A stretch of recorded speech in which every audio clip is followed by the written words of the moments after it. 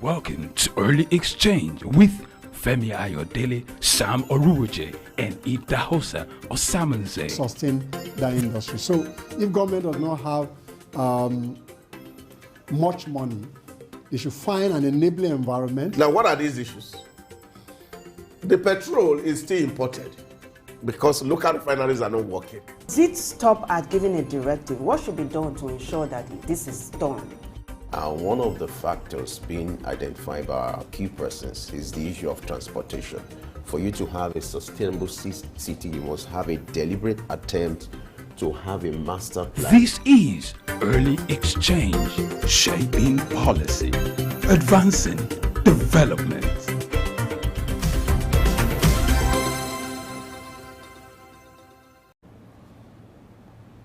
Good morning and welcome to Early Exchange, where we'll deal with everything that has to do with business, finance, national issues, and the economy. I am Femi Ayodele. As usual, we're ready to give you the best of programming. As you know, that Early Exchange is all about shaping policy and advancing development as far as a nation is concerned, and by extension, the African continent. Today, we believe as you spend the next 3 hours with us, we'll make your day worthwhile, we'll inform and educate you, and make your day more interesting as it's supposed to be. Now, let's kick off the show with news update, but that will come right after this short break. Stay with us.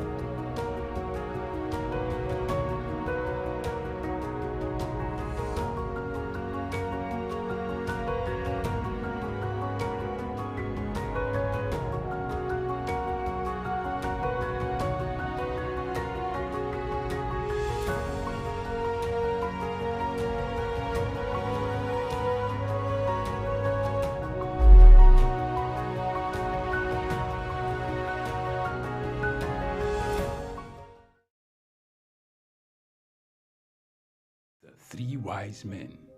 Iconic sculptures and statues adorn major metropolitan cities of the world. In Lagos, Nigeria, the statue of 3 men designed to depict the state's cultural heritage and to usher in visitors and tourists into the ever-accommodating center of excellence is in no doubt an astounding work of art. Originally built under the administration of Colonel Raji Rasaki, designed by Bodu Shodende in 1991 and standing over 12 feet high, referred to as Agba Meta or Aro Meta, the 3 sculptured chiefs were placed along the Lagos-Ibadan toll gate to welcome people coming into Lagos State. The statue called the 3 Wise Men by many has become a major signature for the state. 3 white-capped chiefs clad in white wrappers knotted across their shoulders and with clenched right fists are shown in the artwork.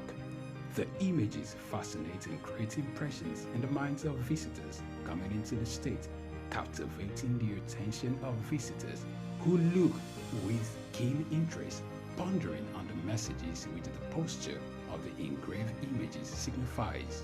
The 3 Wise Men has been relocated thrice from its original position at Ojodu Berger end of Lagos-Ibadan Expressway to Magodo area before its final relocation to its present site at Olowopopo Drive.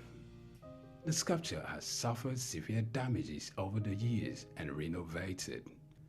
Bodun Shodende, through this sculpture, depicted the highest honor that can be afforded to anyone in the eco-greeting tradition. The three wise men, Arometa, Suk, Enlightenment.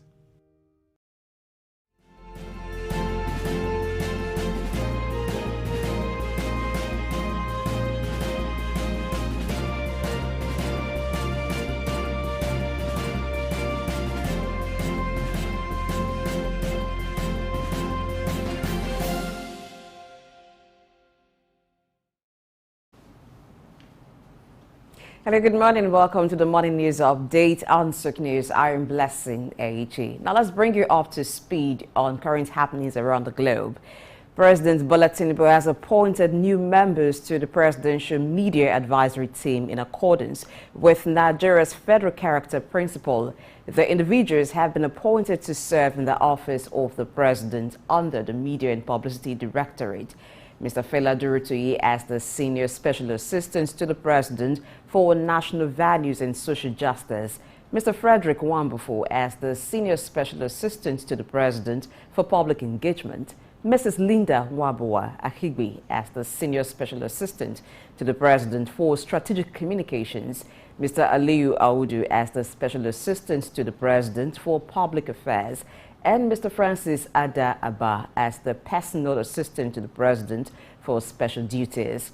Additionally, President Tinubu has approved the secondment of Mrs. Linda Wabua Ahigbe as the Communications Advisor to the President of the ECOWAS Commission. The President emphasizes the importance of upholding the highest standards of decorum and decency in engaging with the public. In order to maintain peace and bring ease to the communities around Nigeria's border, Acting Controller General of Nigeria Customs Service Adewale Adeniyi says the federal government will open patrol stations along the international border areas. Recall that the government had previously banned the sale of petroleum products within a 20-kilometer radius of the international border to combat smuggling. This ban has, however, caused difficulties for the residents, leading to inflated petrol prices and black market sales. According to him, the establishment of these filling stations will help address these challenges and provide more affordable access to petrol for the border communities. The federal government has granted approval for the appointment of doctors, nurses, and other clinical healthcare workers as contract staff once they reach their mandatory retirement age or years of service.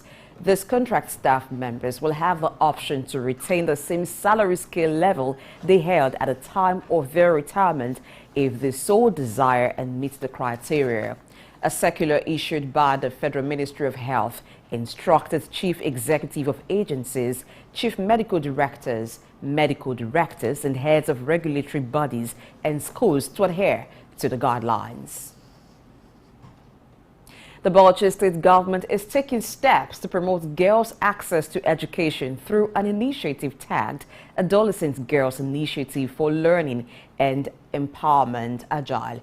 The initiative will provide a conditional cash transfer of 5,000 naira and 10,000 naira to girls in junior and senior secondary schools respectively to support them in completing their secondary education and provide digital education programs to equip the girls with ICT skills for their future. According to the State Commissioner for Education and the focal person for the Agile Initiative, Dr. Jamila Mohammed Dahiru, approximately 16,260 girls in Bauchi are set to benefit from this, and the qualification requires the girls must maintain an average of 80% school attendance in a term.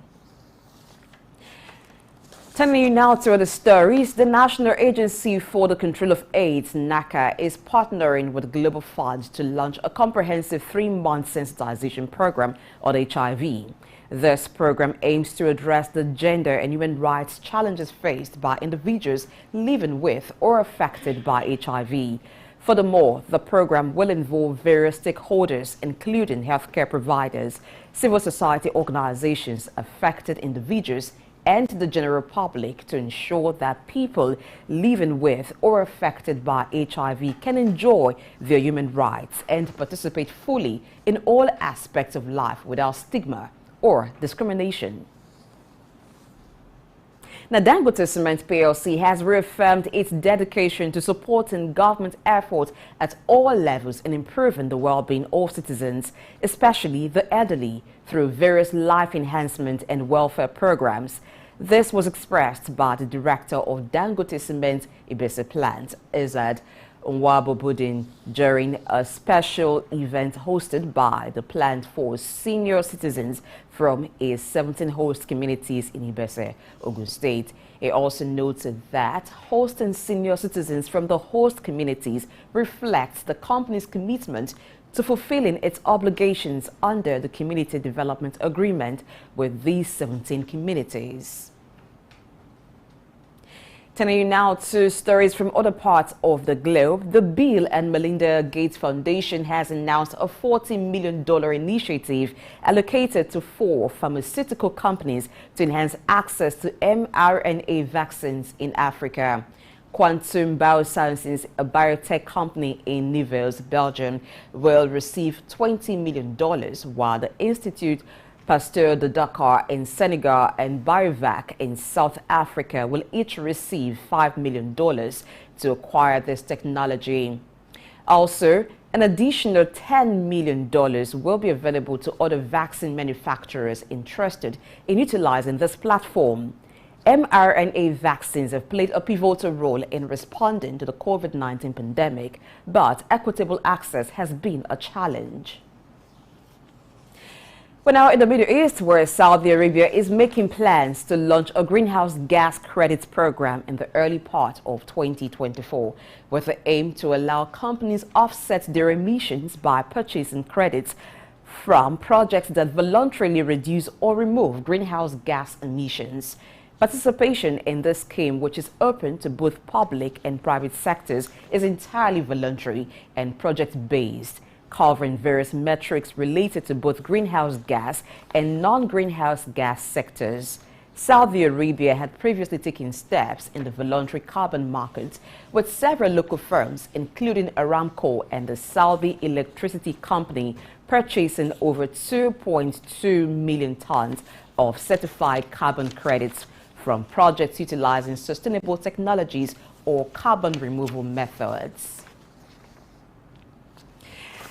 Co-head of many Middle East and North African countries direct investment at PIF, Omar Al-Mahdi, says the company has established a world-class electric vehicle infrastructure company in Saudi Arabia. He added that the company will also establish fast-charging infrastructure across Saudi Arabia to further unlock the local automotive ecosystem and accelerate the adoption of EVs. According to him, this plan is in line with the company's goal to establish presence in more than 1,000 locations and install over 5,000 fast chargers by 2030 in cities across Saudi Arabia, in line with applicable regulations and standards. Now, still in the Middle East, the Dubai Press Club DPC has partnered with the Mohammed bin Rashid University of Medicine and Health Sciences MBRU to conduct a training program titled Introduction to Health Science for Journalists. The initiative aims to enhance the capabilities of media professionals in covering healthcare-related topics as part of club's advanced journalism program. According to the director of Dubai Press Club, Dr. Metha Bohumaid, the need for journalists to engage in proactive reporting in line with the UAE's leadership vision is key. The program aims to deepen health coverage in the media and raise community awareness of health challenges. OpenAI is exploring the development of its own AI chips due to the ongoing shortage of chips for training AI models. The company is considering various strategies, including potentially acquiring an AI chip manufacturer or designing its own chips internally. The surge in generative AI has strained the supply chain, prompting the company to go the path of creating its own in-house AI chips, which would help address the issue and reduce cost. According to reports, substantial funding and revenue position the company to invest in AI chip research and development, but entering the hardware business can be challenging and costly. In another development, the World Bank says it is exploring avenues for expanding the guarantees it offers for commercial loans with the aim of bolstering private financing options for developing nations. Some emerging economies have encountered challenges in accessing international financial markets due to surging global interest rates and uncertainty regarding the conclusion of the U.S. Federal Reserve's current tightening cycle. World Bank Senior Managing Director Axel van Tossenberg explained that they are assessing ways to enhance collaboration with the private sector, encompassing various forms of guarantees. While specific figures and timelines were not disclosed, the World Bank's guarantees have effectively mobilized over $42 billion in commercial capital and private investments over the past 2 decades, spanning various sectors from energy projects to sovereign financing, as indicated on his website. Now, the International Monetary Fund, IMF, and the World Bank are convening in Marrakesh, Morocco, marking their first joint meeting on the continent in 50 years. During the opening speech in Abidjan, Côte d'Ivoire, IMF Managing Director Kristalina Georgieva emphasized the importance of a prosperous Africa in the 21st century. One of the key measures under discussion is the creation of a third seat for African countries on the boards of directors of both institutions. Through its symbolic nature, is acknowledged, and the primary goals for both IMF and the World Bank include poverty reduction, assistance for countries in need, and increased climate financing. Speaking at the event, World Bank's President AJ Banga disclosed that the bank will increase its funding through contributions from advanced economies without altering the institution's capital structure. The story brings to a close the Morning News Update today. Many thanks for watching. I am Blessing AG. El Exchange continues after this break. Good morning.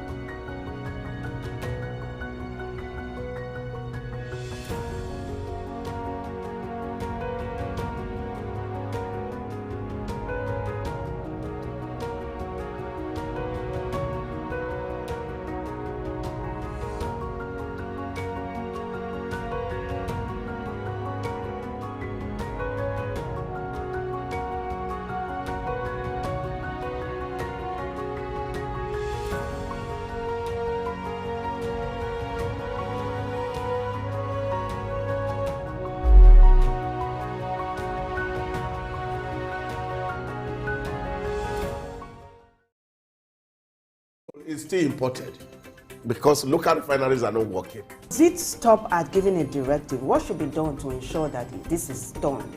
One of the factors being identified by our key persons is the issue of transportation.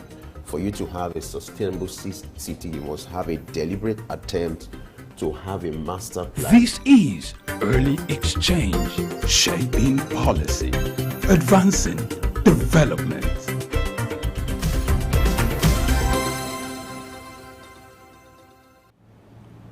Glad to have you join us on Early Exchange once again. It's time for news analysis, where we review the major headlines trending today. And as usual, I'm being joined by our analyst, Idaoza Summers is here. Good morning. How are you today? Good morning, Femi. Good morning, Blessing. Good morning, viewers. Always a pleasure to connect with you every morning. Yes, always a pleasure having everybody here. Blessing, how are you today? I am good, and you look good. You Yeah. look like a man, a powerful man. I'll add that to my CV. You know, white and black print has a way of just making a man look that way. Making you elegant, bright, and, you know, But I need to ask, do you have another profession? Are you heading to court after now? Oh, really? I think my preference is media, and I'm comfortable with my own now, except you want me to switch. Well, if you're comfortable, I wouldn't persuade you otherwise. All right, interestingly, today is World Mental Health Day. You agree with me that it's critical for us to pay attention to our mental health, and the essence of having a day like this designated for this purpose is to create public awareness for Nigerians and people to be aware of the need for them to take care of their, mental health. Let's start with that. Why is it critical for us to pay attention to our mental health? I think it's very, very important. It's only in this part of crime people really don't pay attention to issues that surround depressions and things like that. When people are depressed in the UK, governments are looking after them and say so that they won't commit suicide, and because that's not good for society. So mental health is something that, of course, will enhance the productivity of a society. When people are sick in their mind, they can't think and they cannot be productive. And so it's very important to talk about mental health. But you see, the beauty about mental health is actually, your happiness is actually in your own hands. The more happy you are, the more healthier you actually become. And there's nothing that has happened on earth here that has not been before, and there's no one of it that has no solution. And I think people should just realize that we have a hold on our lives, and then, of course, we can drive its course. And this requires sometimes for us to stay focused and look at the end without really get stuck in the process. Like you said, a friend of mine often say you are the CEO of your own happiness. Yeah. So it means it's self-responsibility. Oh, yes. You just have to try to make yourself happy. There are instances where you're surrounded with circumstances that will always make you depressed or gloomy. But you also have the responsibility to, manage that situation, how you react to it. We all understand that there are certain situations, that are beyond your control, the call of nature, certain things could happen, maybe job loss and some other thing, looking at the economic realities. But those things are not enough to get you to be sad, because you must understand that your health is very, very important. And I'm happy this awareness is coming. And we had a case recently where a young man at Falomo Bridge wanted to jump down the bridge, and I was happy that guy was rescued. And in fact, it's even criminal now for you to attempt suicide. There's a law in that regard. But what's more important is for us to be proactive. People have this mindset that once you start behaving irrationally, that's where you need to pay attention to your mental health. Things as little as stress could also compound mental health. So these are things that people need to watch out for. And I'm happy a day like this is dedicated for this. There will be a lot of seminar, public awareness for people to have better understanding of how to manage their mental health. Yes, when you said that people are the CEO of their own happiness, a lot of persons do not even realize it. They see themselves as employee. As an employee, you're paid salary, so they expect other people to make them happy. Yes, people can contribute to your happiness, but fundamentally, it's left in your hands. You decide whether or not you will be sad. Like you mentioned, life struggles are there. They are real. But how do you handle it? Some persons just can't handle pressure. And some persons, even when they can, they bottle up things. They allow the stress accumulate. They allow the pressure accumulate. People need to learn to unburden, talk to people. Now, in this part of the world, it's really not our culture or not something we're used to for someone to say, I want to see a shrink. I want to talk to... a counselor. a counselor, or I even want to talk to a psychiatrist when you begin to experience certain things that are usually not normal with you.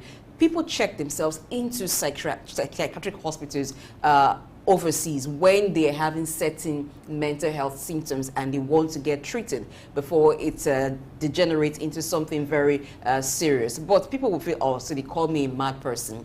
But you fail to understand that your mental health is like the powerhouse of any machine. It's like the engine of any machine. Once that is faulty, every other thing you do will be faulty. Your decisions will not be rational. And so you need to have that checked. And we need to begin to learn support to each other. I know that people are busy with the hustle and bustle trying to make ends meet, but we need to make time for each other, for family members, for friends, because just a little talk, a little encouragement could just stop someone from trying to commit suicide. So let's try as much as we can to be there for each other, and people should not wait until they feel so overwhelmed to seek for help. You know, it's actually because we live in an environment where people seems to have a kind of an understanding that everything should just be positive. And that's why today in the equation of success, people are talking about the 5 quotients. We're looking at intelligence quotients. We're looking at emotional quotients. We're looking at social quotients. We're looking at adversity quotient, and also talking about cultural quotients. Now, all these things are very, very fundamental and important to our mental state and health. A lot of people cannot handle failure. But it's all just right for people to realize that failure is not final. Like somebody say, success is equal to failure plus failure plus failure plus failure. So a series of failure that actually brings about success. And we must realize in a world where we have promised people that they cannot fail, or that everything will just be rosy, and therefore they have not been able to develop the adaptive capacity to handle adversity, then you find people getting into this state of mental illness or depression. So we should know that failure does not define us. How we respond to failure is actually what eventually will make us. So you are there thinking today that the world is down. No. So much has not been seen in this world. There's so much opportunity out there that can make people really successful. The equation may be difficult, but there's an answer to it. A little search, a little research gets you to where that spot is, and life becomes good again. You know, it's important for us to talk about this because part of our objective here, as far as this program is concerned, is to advance, development, and to also be part of the public awareness as far as Soup News is concerned, and that's why we have to talk about it. All right, let's move on to the proper news, which is the federal government has granted approval for the appointment of doctors, nurses, and other clinical health workers as contract staff once they reach their mandatory retirement age or years of service. Now, the federal government is coming up with an initiative to, accommodate contract staff, health workers, doctors, nurses, and other health workers. You agree with me that Nigeria is going through a time where we're experiencing shortage of health workers in this era of Japa, where doctors are like the rave of the moment. They are being sought after over there, and some of them prefer to travel abroad. We're experiencing brain, drain, and then this has led to a lot of, issues. The World Health Organization recommends that the ratio of doctor to patients should be 1 to 600, but in Nigeria, it's the reverse, maybe like 1 to 5,000 or more, and that has called for concern. But I think with this arrangement, it's going to help that loophole. Idauza, what do you think? Well, I think for me it's a very welcome development in the health sector. And this is not just applying to the health sector alone. I remember the last time we're having a conversation with the DG in Nigerian Policy Research Institute in Kuru. And one of the issues that we're looking at was that that institute is supposed to be training people in different sectors of government to really develop policy. But what we find out is that many people who get to Kuru, they are at the twilight of their exit, maybe 2 years or 1 year to retire. And having imparted so much on them, then they leave the scene, which is really very, very antithetical to its own purpose. So I think this is important. Now, at that level of retirement, there's so much experience. And you know the mandatory age is 60 or 35 in service. Yeah. Now, that point in your life, you probably have accumulated sufficient experience. And that some of them are still very healthy and active, and then they are booted out of the service.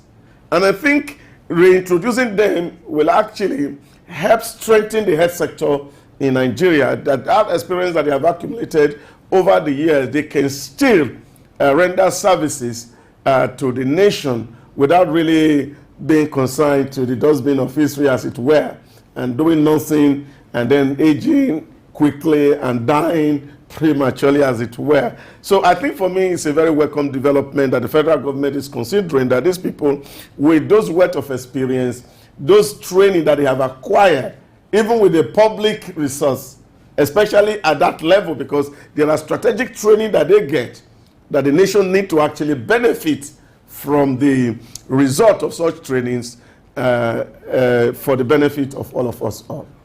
Experience is what you can buy, on the shelf or in the market, as they say it, here, and the kind of experiences people have acquired over the years. For someone who has been in service for 30 or 35 years, that person has a lot of value to add to the system. Yes. Yeah. And I agree with what Delsa said when he talked about how when they're taken off the system, by the time they attain the retirement age, a lot of them have really nothing to do, and it quickens the aging process. People who have been active all their lives and now not doing so much.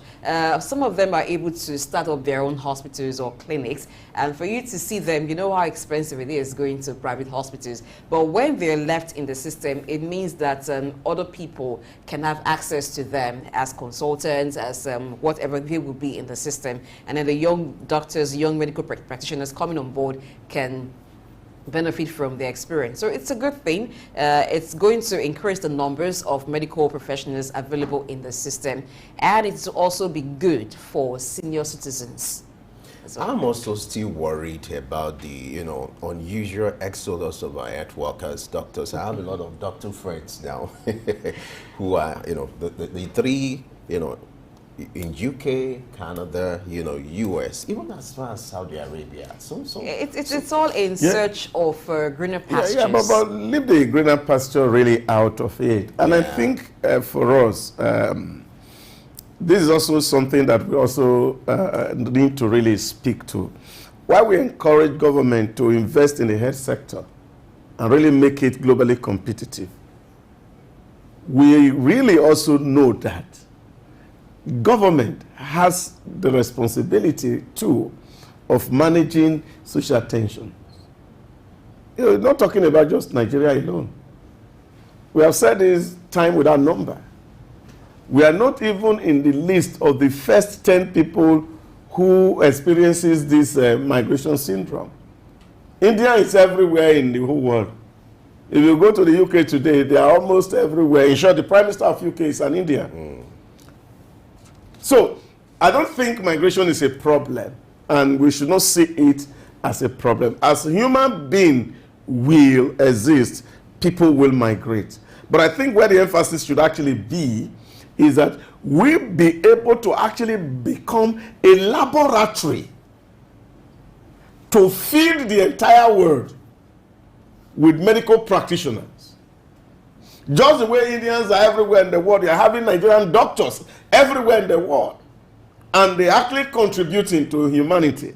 That will be a plus to us. And aside being a plus to us, it also will bring into our country what they call diaspora remittances, which of course will strengthen our macroeconomic conditions here in Nigeria. So that for me is what it is. Let's build structures. Let's increase our capacity to train. Since the world now have a flair for Nigerian medical practitioners, let's train more. Let's send more out to render service to humanity. Just the way they came to give us civilization, let us transfer health to the West. as people may condemn our system as they are, the other time UK opened up a door for our teachers to come. There's something they are seeing in us that we can't see in ourselves. And I think what we need to do is to strengthen the system that produces these doctors so that we can be of service globally. That's great. Let's move on. Our president is in the news again. Blessing called the president the newsmaker.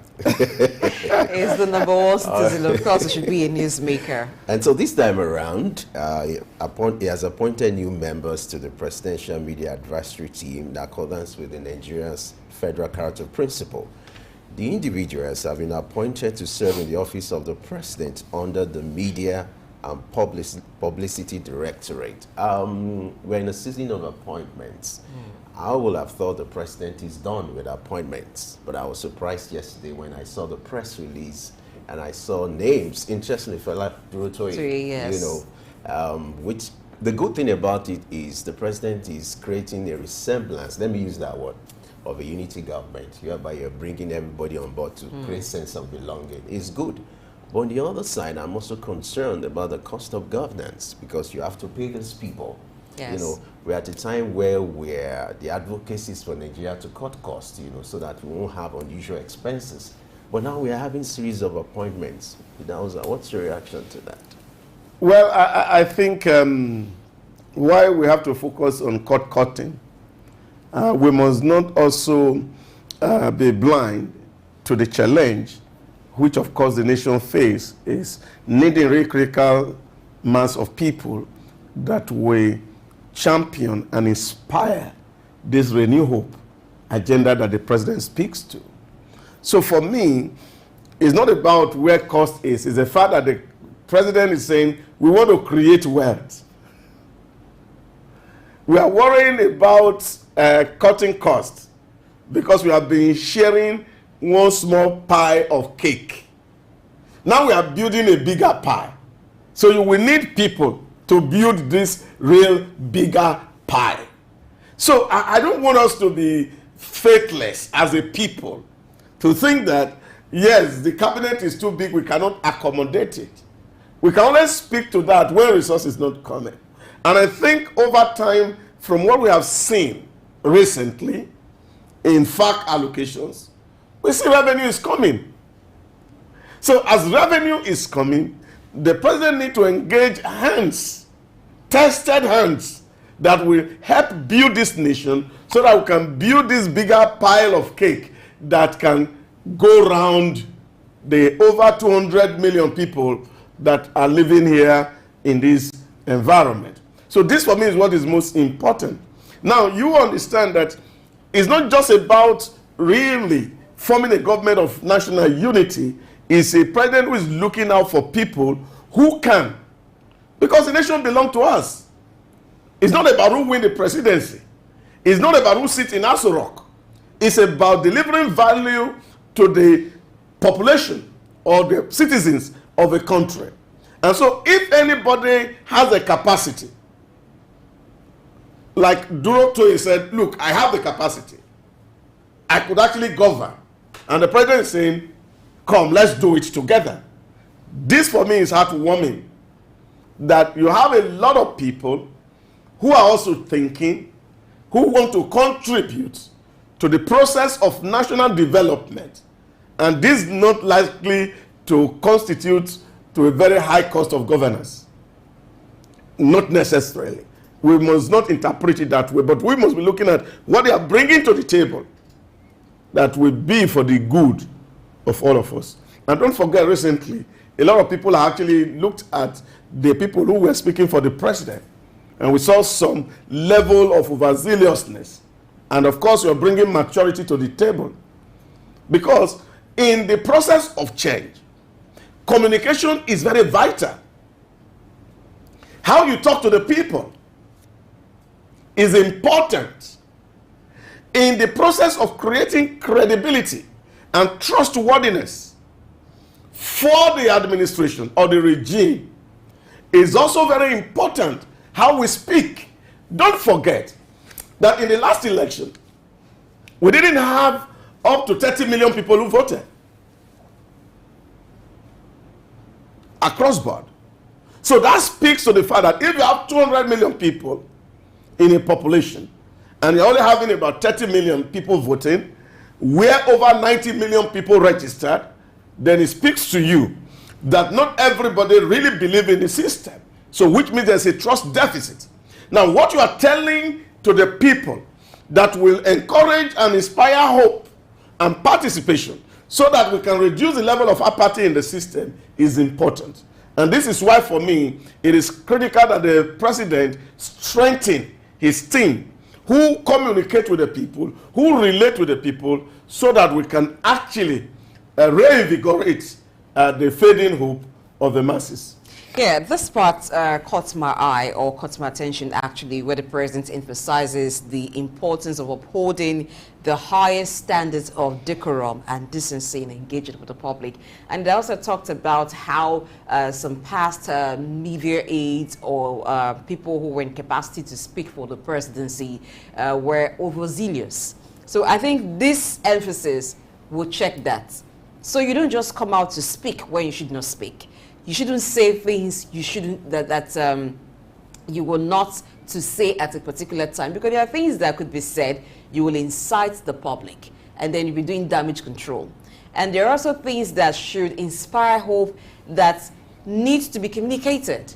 So it's important that the president is not just appointing people, but is also telling them, this is what I want, and this is not what I want. You remember in Donald Trump's regime, it was chronicled that he told over 2,000 lies. Oh yes, of course, because there were a lot of things you said to the public, and they are waiting for its manifestation, and they cannot see it.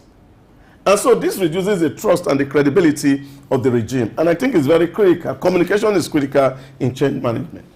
As long as there's delivery and there's results, I don't think Nigerians will mind the number of people that have been appointed, as long as the problems are solved, and then Nigeria is better for it. So let's hope to see what will come out of that. Okay. All right, let's look at the corporate social responsibility being embarked on by Dangote Cement. This time around, Dangote Cement is thinking of floating a welfare program for the elderly for 70 communities in Ogun State and some of the neighboring communities. You will agree with me that it's important for us to take care of the elderly one, the senior citizens in the society. And Dangote is taking that initiative. We don't have to leave everything for the government. What do you think? Corporate social responsibility. Well, I think it's important that Dangote realizes that, CSR is a part of responsible citizenship. That as corporate entity, especially in the area in Ogun State, where, of course, they are producing this cement, a whole lot of environmental pollution takes place. And this affects the health of the people. And so it's just only responsible, as a responsible citizen or company, to begin to give back to the society. Not just here, we've seen that happen in Kogi State the other day, and now it's Ogun State. But we're also trusting that the quality of this social intervention should be really solid enough so that people can actually feel those impact. Because sometimes when CSR are done by corporate citizenship, it's done with a view of marketing. And I think today in CSR studies is far more than trying to just give a handout to people. Is corporate responsibility, corporate citizenship, that you as a company, you have an obligation, which is mandatory, to give to the society where you are operating. Because you are deriving benefit from them, they are critical stakeholder. And so it's not just giving assistance to people, that's not what it is. It's doing your duty. And Dangote Cement owes that responsibility to the people of Ogun State. Yes, in recent times, Dangote Cement has been in the news for CSR, doing CSR. But I also hope, like it also hopes to, that the measure of what is being done is reasonable to make impact. Because there's a time we talked about CSR here, and we looked at countries who were doing a lot in that aspect, and no African country really was among the top 5. You could find countries in Europe doing a lot of CSR. So I think it has to be intentional. It has to be about impact more than a PR stunt, really. And but I want to encourage Dangote to do more, Dangote Cement Players to do more, and other organizations, other companies, particularly those who are into extraction, who are in the extractive industry, because of the environmental impact that their activities also cause, to do a lot more in attending to their host communities. That way too, you will get a cooperation, you will get rest to continue to function in your environment, because by the time the people begin to demand it from you, you wouldn't like it. So it's an encouragement to companies to begin to do more and give more back to society. I also like the fact that the focus this time around has to be the senior citizens. These are categories of people who have served the nation and they're in their prime. And you often have the situation, most of the time, they are lonely or being neglected, because when it comes to their welfare, and because they are retired, most of them are retired, they can't be that active like before. Yes. So if this kind of CSR is targeted at people like this, I find it very commendable. And what it means is it will encourage them, create a sense of belonging, because their welfare is quite critical. Right. What do you think we need to start doing as a nation to ensure that our senior citizens, are being taken care of? Do we even have data to even know the number of senior citizens or the elderly that we have? Well, I think it's important that we take care of senior citizens. I give you one example. Some years ago, I think that was in 2004, thereabouts, we were facilitating a training in Jos, and I was talking to one gentleman, and he said to me, yes, we're talking about stop corruption, but the nation does not look after me. If I look at my father, who served the nation with all his energy, and how he ended, I don't think I owe this nation anything that smacks of corruption. Because I can't see anything in my father's life that really will encourage me to say, let me give my all to the nation. So this is very important, because it's a motivation for patriotism. It's a motivation for nationalism, that the people who are coming behind can see that society really care about the aged. Because you can sit down one day and you ask yourself some very critical question. A friend of mine some years ago went to see his in-law, and he said he saw the situation that the man was at that time, and he suddenly realized and said, so you mean if I'm old, this is how I'm going to look like? You see, this is where it's important that people need to realize that we look at old people, when we see honor, we see glory, we see dignity, it will be good for us to think of becoming old. So this is important, and this is a motivation that I feel it's necessary. It's important because even the young ones now will grow old one day. Of course, of course, of course. And I think we need to begin to look at socially, how do we attend to them? I know this is not a very popular kind of system like they have in other climes where they have old people's homes. If you say that, yes, some people will feel, no, so I should go live with strangers at my old age. But I think we need to come to terms with certain realities. Because while you may even be able to provide for yourself a good home or a good house to live in, because there are things that makes a house a home, but because of life, you may have children who live in very far places. And because of the nature of their job or what they do, they're not around you a lot of times. And you mentioned loneliness, which is one thing that the elderly deal with a whole lot. We have boarding school system for children, for people who are in schools, not because they do not have parents, but apart from the fact that the structure there would promote the reading culture and will help them focus on school, it is also good for parents who have very busy schedule so that their children can be cared for. Maybe if we look at it in that manner too, if we can have a system like that, where they are there maybe most days of the week, and then they come back to their homes, they can interact with their peers, and that takes away loneliness. They can be involved in social activities that enables them to be productive, because there's strength in collective building than only one person thinking of what business do I have to do at this time, how do I network, than when they are put together in a structured system. I think we should begin to look at designing something like that for the elderly. All right, now let's go to Dubai. I like talking about UAE, you know. I know you have a stake there, so that's your intent. Now, the Dubai Press Club has partnered with Mohammed Rashid University of Medicine and Health Sciences to conduct a training program titled Introduction to Health Science for Journalists. Now, the Dubai Press Club, they had to partner with that university to float a training.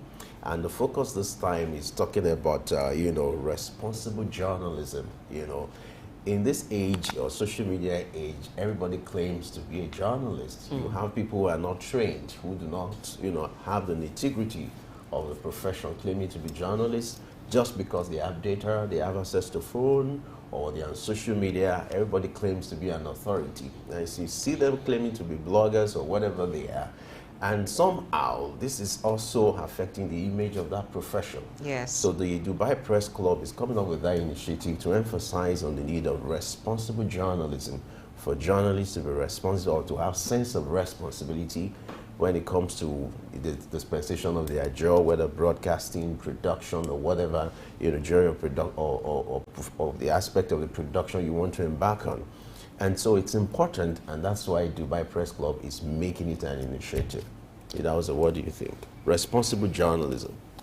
Oh, wow. I think that's very important, and we cannot overemphasize the role of the media in building a very cohesive and varied society. And that's why in the UAE, the press is really regulated to a very large extent, because the media, as against its popular belief today that it's only bad news that sells, is not healthy for society. The media is not just a vehicle to carry bad news. The media is actually a vehicle to help people adjust to situations so that unnecessary tensions and heat is not created in society. And this is what, especially us in Nigeria, journalists in Nigeria, has not been able to really imbibe, because there's a whole lot of sensation in reporting and journalism in our climate. And we need to be much more responsible. And I think it is good for us to look at what is happening in the UAE and say, you want to report hate, there's a way to go about it, so I don't create public scare and create more damage. I remember some years ago when there was some bomb blast in Lagos. Many people died out of fear than those who actually were killed by the bomb. People just heard the explosion and they were running, and people were falling into canal and they were dying, really without seeing anything pursuing them. And this is what you do with sensational journalism. You drive people into fear. I said to somebody recently, many Nigerians who have left this country today, they are actually not living because they are looking for greener pasture. It's because of the way we have reported the security situations in Nigeria that fear has engulfed a lot of people, that people who actually had good job doing, they have to relocate because of the fear and challenge of security. This is what the media can do in society. They create cleavages. And so in that climb, they ensure that when you are reporting, you are saying things that can inspire hope, not things that can damn or destroy the hope of the average citizen. I think this idea stems from the school of thought that believes that bad news is good news when it comes to media production, but there's a better understanding now. There's a need to create balance, which is what you're talking about, and which is what we do as Souk News here to change the narrative that there are good things coming out of Nigeria. Yes. And the other side to this story is the fact that the need to train journalists when it comes to health reporting, because journalists, they are not primarily health experts, but there's a need to imbibe, give them the necessary knowledge for them to be able to report that beat.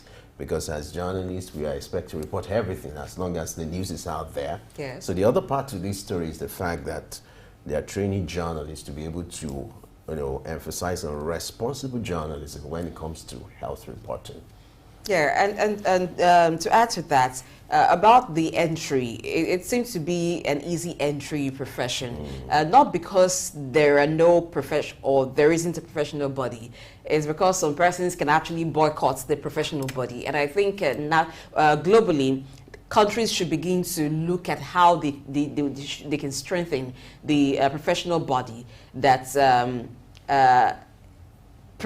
kind of looks after the issues that concerns journalists, so that the entry will not just be open for everybody. It's not an all-commerce affair. In Nigeria, you have the NUJ, which is the Nigerian Union of Journalists, but some persons are able to just boycott them and do their thing on their own. It shouldn't be that way, as you have other professions. You can be a lawyer or you can be a practicing lawyer in Nigeria and not be a member of the NBA. You can be a practicing doctor without being a member of the NME. So these are ways to check quackery.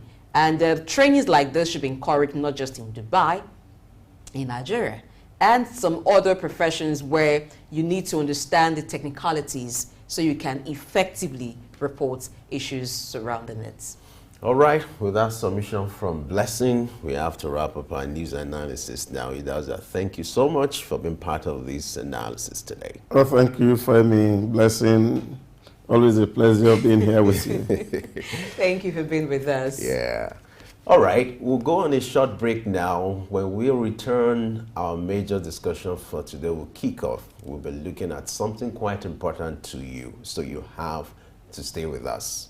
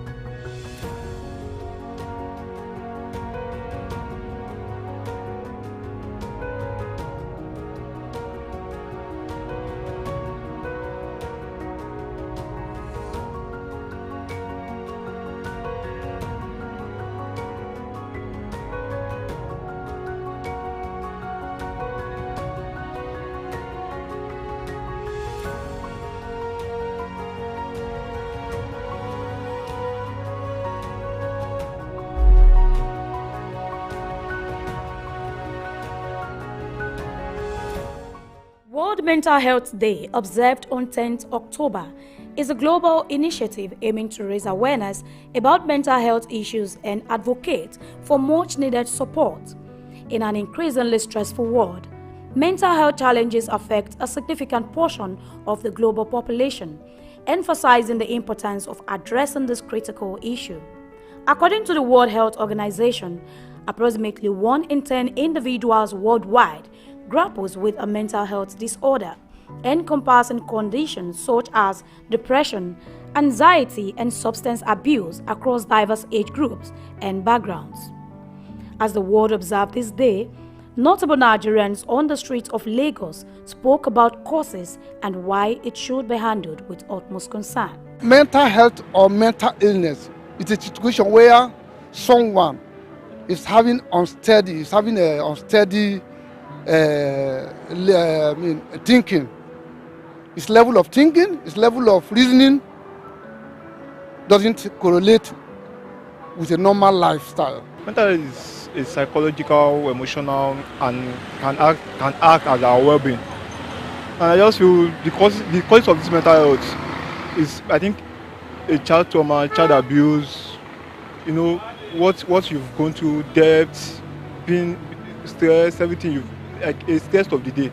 The COVID-19 pandemic has aggravated the mental health crisis, amplifying levels of stress, fear, and uncertainty globally.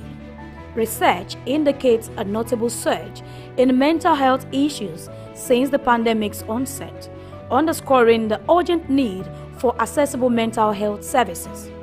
While seeking professional help is vital, individuals facing mental health challenges should also prioritize recognizing signs and symptoms, reaching out for professional help, building a support network, practicing self-care, and adhering to prescribed treatment plans. The time I was going through some trauma, I stopped being online, I stopped texting, I stopped replying messages, I stopped taking calls. If a friend of mine noticed me, I'm always online, he noticed I've not been online, he started calling, what's up? I said I'm going through one or two things. So he started calling and make me feel good. He talked to me, it made me feel everything will be fine. I just have to be calm, I just have to take one or two steps. That's it. Once you notice someone isn't in his right sense, just try and get in touch with the person to know what is good for them. I think most of organizations should do more creating a friendly environment. Maybe every Saturday you call your colleagues in the office, let's go out, let's go to the beach and sit down and have some, some people are having this mental health, but they don't know how to tell people. That's why sometimes you see somebody hit somebody at the time, the person don't and die. You don't know what the person is facing.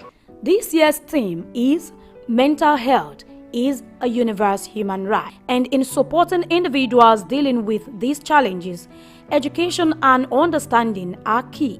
It's crucial for those around them to educate themselves about various mental health conditions, including avoiding stigmatizing language and behavior.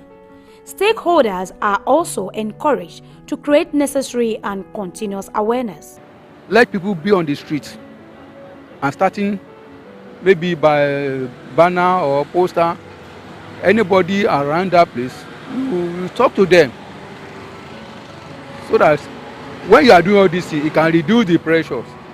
Those people that don't know that this is what is happening and this what they are doing can affect them, so they will be aware that what they are doing can affect them.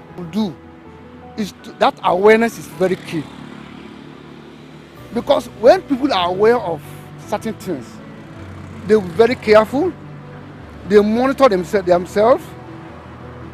Then the NGO, the so-called media houses, health organizations should do a lot in organizing either outdoor or house-to-house orientation to educate people the advantages of being having a good mental steady. By fostering an environment of compassion and support, we can collectively contribute to breaking down barriers. Mental health matters, and together we can make a difference in the lives of those affected. Grace Komolafe, Souk News.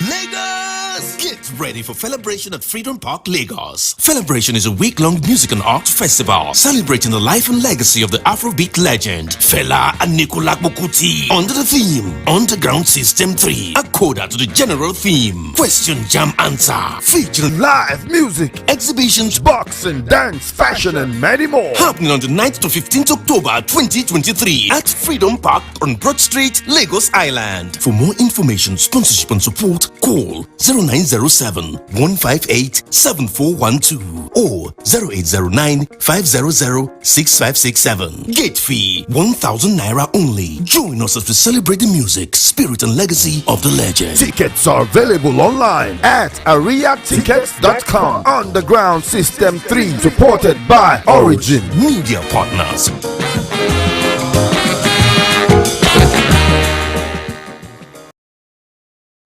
Now, what are these issues? The petrol is still imported because local refineries are not working. Does it stop at giving a directive? What should be done to ensure that this is done? One of the factors being identified by our key persons is the issue of transportation. For you to have a sustainable city, you must have a deliberate attempt to have a master plan. This is Early Exchange, shaping policy, advancing development.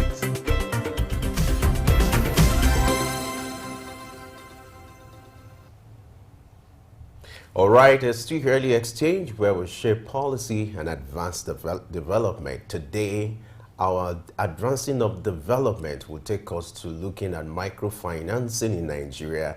And when it comes to the issue of loans, you know, what has been your experience? What do you think is best for Nigeria? What's your observation? What's going to be your assessment? You can be part of this program, part of this discussion on social media by using the hashtag Early Exchange. We'll be looking at microfinancing and loans in Nigeria. To shed more light on this, we're being joined by Ayo Bankole, who is a strategist and transformational professional.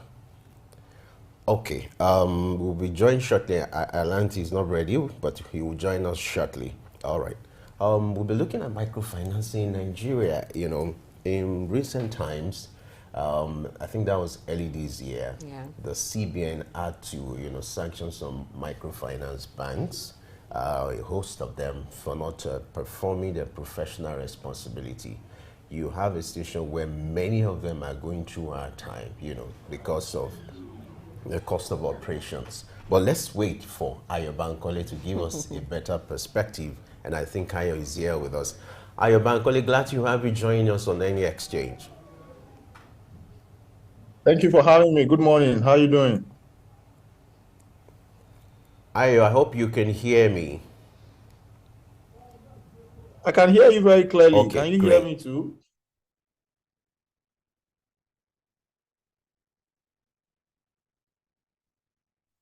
Okay, I can't hear Take you us anymore. through Can you like hear a me? journey, but in a very brief of what microfinancing has been in Nigeria, you know, what it used to be, what it is presently, and what are the peculiar challenges facing microfinancing in Nigeria. Okay, thank you very much.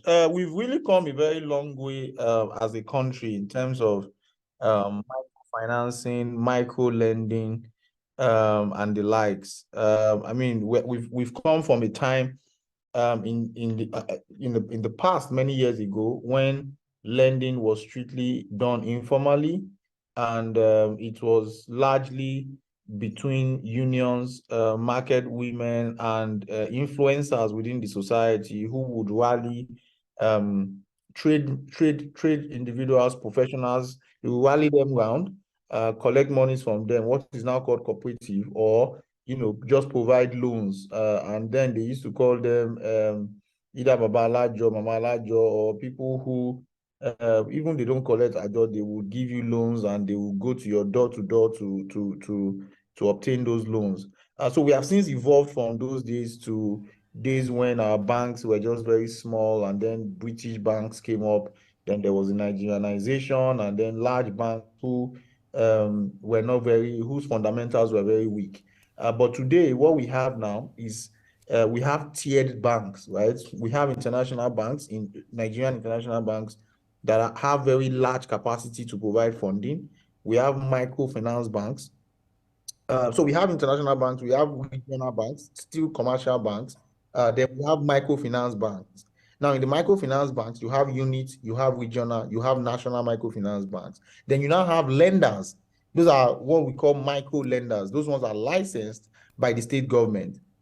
That's where, technology is helping to drive greater inclusion and penetration of micro lending and microfinance. A lot of our microfinance entities today and our micro lenders are now adopting technology to drive it at scale. But there are also challenges there, as you did ask, and one of it is the pervasiveness of loan sharks.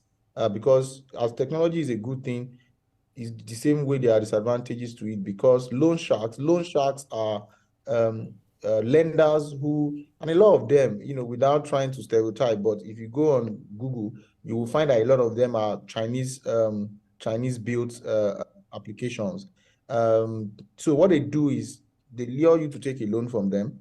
The rates are way above regulatory standards or regulatory allowances, and then they continue to harass you and harass you and harass you, such that you either take more loans or you are unable to pay back.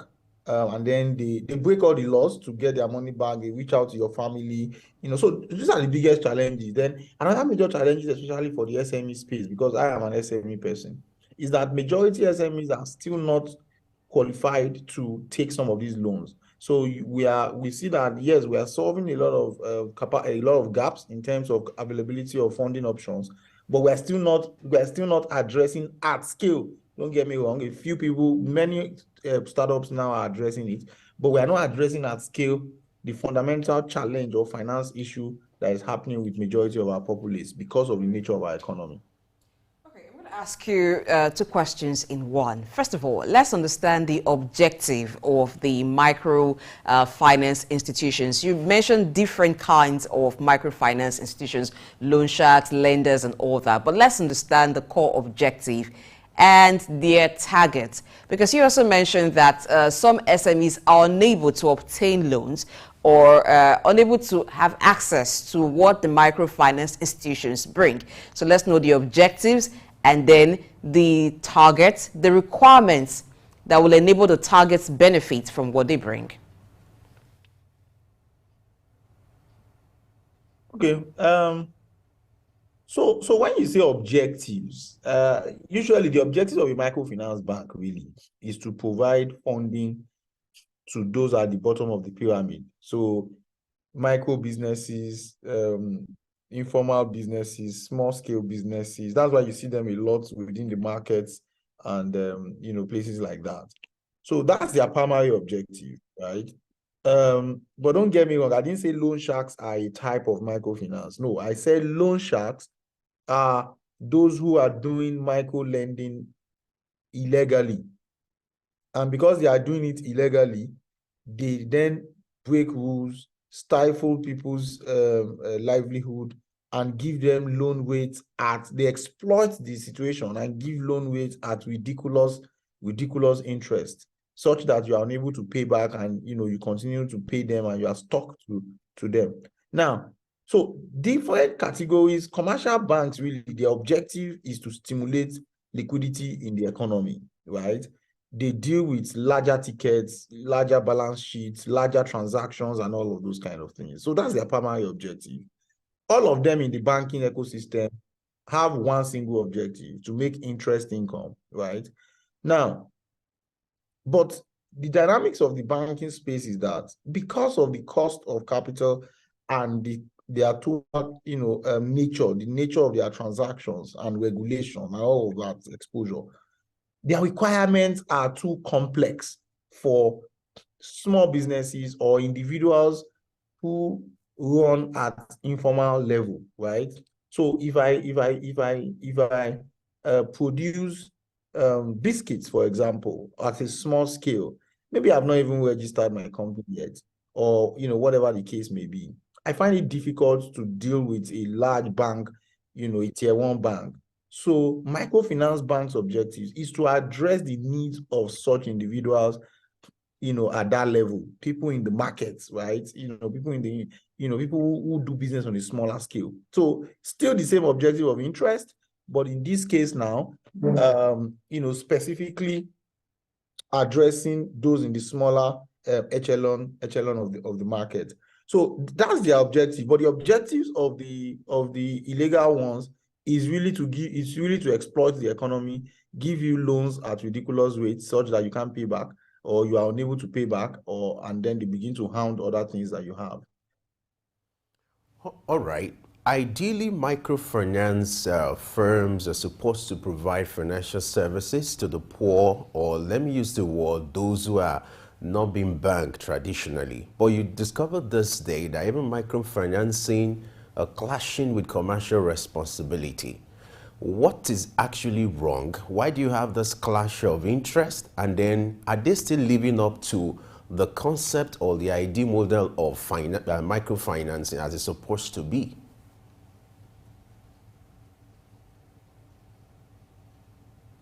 Okay, so I think that this is what regulation is also trying to catch up with, right? So this is the way it works. The truth is that in as much as there are initial expectations, but what then happens is that with the use of technology, there is really no boundary to, or no limit to my coverage in terms of, customer size or assets or all of that.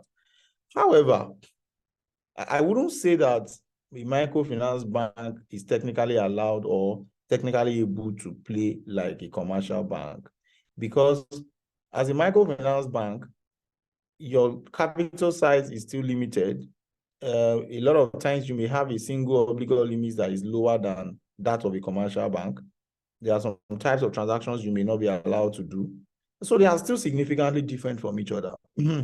But yes, I do agree that with the use of technology, they are able to reach a wider mass of the market size, as they would not have been able to do in times past.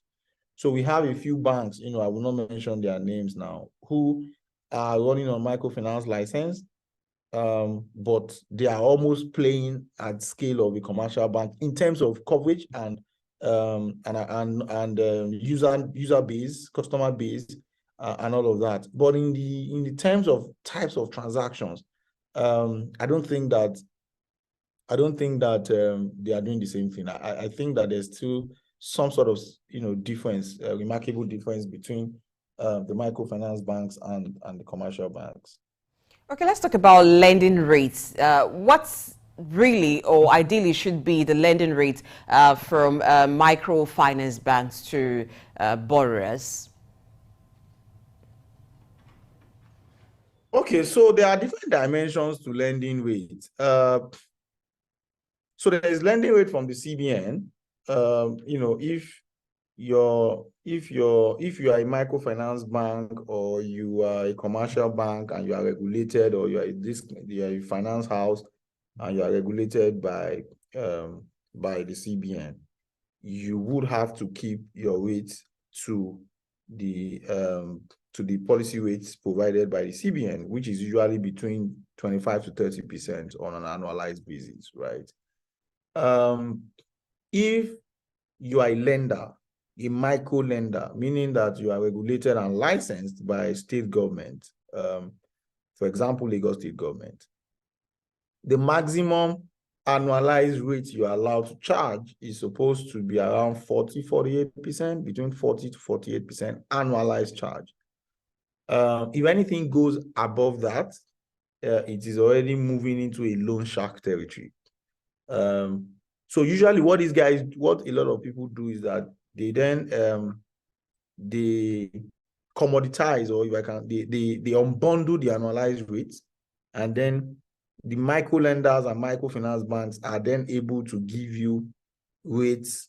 They are able to give you rates that on a monthly basis. So I can give you money that you pay back in 2 months, 3 months, and in that 2 or 3 months, I could charge you maybe 5% every month or 4% every month or something like that, right? That will still be within the 48%, 50% maximum markup. But if I now start giving you at 15%, 20%, 10% every month, then that is getting ridiculous, right? And that is then moving into loan shark territory. So those are the general rates that apply. There's also the option of the debt capital market. Of course, most times small, micro businesses are unable to access that, but a few times medium companies can. A few medium companies can. You could do private notes. You could do commercial papers and all those kind of things. Those are also debt instruments, right? But they are a lot more stringent in terms of requirements, and the interest rates are usually generally lower. In fact, you could get single digits. You could get 15%. You could get 18. You could get. It depends on what your advisors structure, how they structure the facility, and those who buy into that facility. All right. The economic reality now has suffocated some microfinance banks, and they are gradually going out of business due to some of the challenges. I would like you to talk to us some of the challenges being faced by these microfinance banks and this, obstacles associated with microfinancing in Nigeria.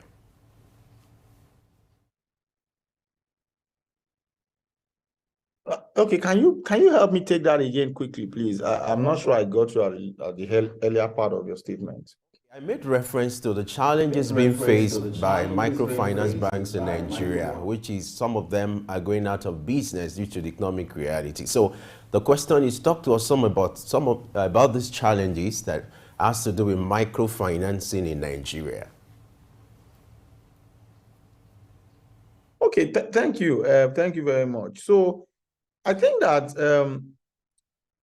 one very crucial challenge facing the microfinance space in Nigeria is regulation. I think that there is a lot of innovation that is happening in that space, that regulation, especially over the last 8 to 9 years, has sort of stifled under the previous CBN governor.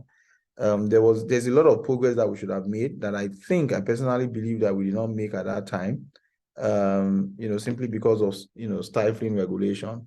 I'm hopeful that things are going to get better now, especially since we have quite a bit of technology ecosystem enablers right in the thick of government. I think that the number 2 challenge is the cost of capital. So the thing about economics is that as your macroeconomic indicators, get worsened, your sovereign rating, begins to reduce, and then it affects ability of institutions to raise capital, be it debt or equity from the international market. International market usually has the lowest cost of capital. Individuals who are also providing it locally are afraid of the economy. So a lot of people are thinking of channeling their funds to other places. So people who would ordinarily give their monies to a microfinance bank to help them, trade and give them returns would maybe think of other options, right? Just to make sure they are safe, right? You also have a lot of people who are immigrating, and this is not people. A lot of time, people misconstrue immigration issue as something that for the bottom of the pyramid population, but that's not true. It's mostly those in the middle class and the upper class that are moving. And these are the guys who provide liquidity to the financial institutions that they then in turn give as loans. So that's another big challenge, right? And the largest challenge ultimately is data availability, data adequacy. Loaning and credit and financing is extremely tied to data. I have to know where you live. I have to know where you work. I have to know, your behavior. I have to know your driving pattern so that you don't die with my loan. I have to know that you have dependents and siblings or guarantors who are able, and they are valid, they are verifiable, who are able to repay if anything happens. I have to know that your salary is your salary and that your company would pay me back. So there's a lot of data dynamics that does not exist in this country. We don't know when we are born. We don't know when our people die. We don't know when people leave. People submit an address at the bank, and the next year they've moved out nothing compels them to update those addresses because our postal system doesn't work. You know, if we had an efficient postal infrastructure, you will be forced, you'll be compelled to update your addresses because you need deliveries to come there. But in Nigeria, we don't have that, right? And because we don't have that, it means that creditors and funders cannot harness the data set from our logistics infrastructure or any other infrastructure, right? So these are the biggest challenges. And how do we begin to solve that? I think that in the absence of data, funders, microfinance banks, government, and any other person who is interested in addressing the SME ecosystem needs to start speaking and working with clusters, right? And aggregators of these SMEs. And that's what the tech ecosystem has been able to do very well. You know, there are some people who are, you know, they call them accelerator programs. They are like the sources or if I can call them the pipeline, they generate the pipeline of viable businesses and viable startups that funders then give money. And I think the same thing should be replicated in the SME space, right? In fact, it has been replicated, just that government and funders are not harnessing it enough. That's in the absence of data. At least these aggregators know them, they know where they live, they've been doing business with them, right? Now, in the long term, government needs to start solving for data challenges, infrastructure challenges. If you fix our rail, if you fix our power, it will drive down costs, it will drive down unnecessary taking of loan to finance infrastructure that government should be providing when they should be taking the loans to finance production, right? If you also fix the delivery NIPOST, right?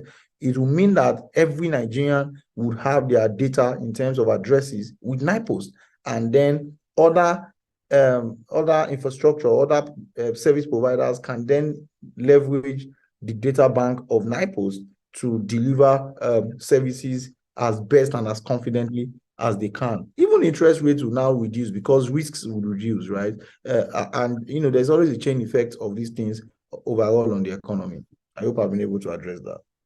Okay, let's look at the side of the borrower. A lot of people still turn to loan sharks. What is that thing about loan sharks that makes them attractive to people who need capital, in spite of how much they've seen people who get money from loan sharks embarrassed? But a lot of people still subscribe to using loan sharks. And how does this thing of having so many loan sharks out there impact SMEs and even the economy?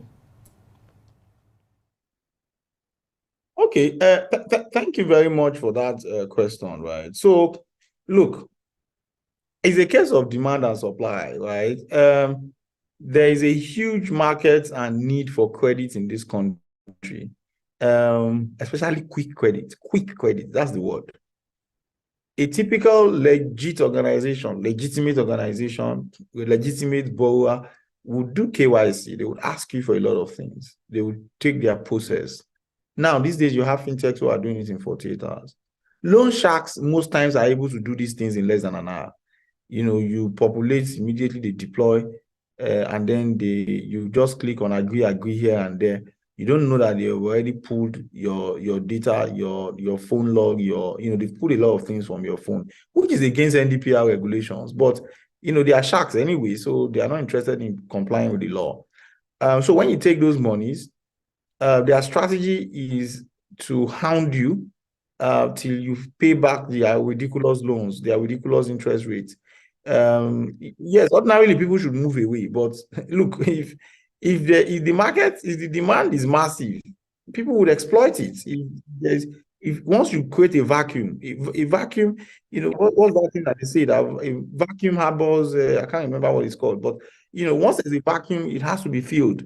And that's what the loan sharks are doing. And they are also leveraging the ignorance of majority of our populace about financing and financing options.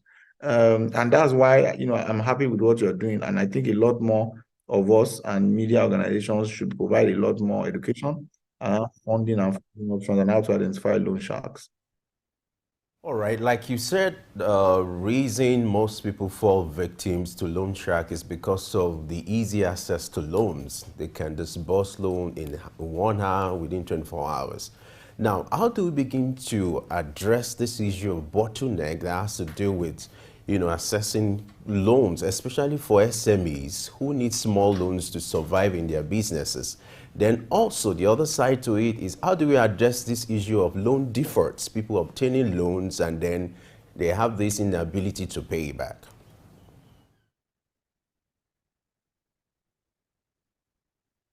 Okay, so I think that the burden of ensuring that a company can pay back, or that an individual can pay back, is on the lender. It's you that will do your due diligence to first ascertain. I mean, we have clients in Caladium Consulting that engage us to just help them do a DD on some of their customers, just to know if the business they want to take a loan for is viable, and if they will be able to pay back, right? Not just pay back, if after paying back, the business will still be able to run, right? So, I mean, that responsibility really lies on the lender. So you should be checking for their credit records. You should be checking for the validation of their KYC information. Do they live where they say they live? Do they work where they say they work? Do they do business where they say they do business? Is a business registered? Is it active on CAC? Because a registered business is different from an active business, right?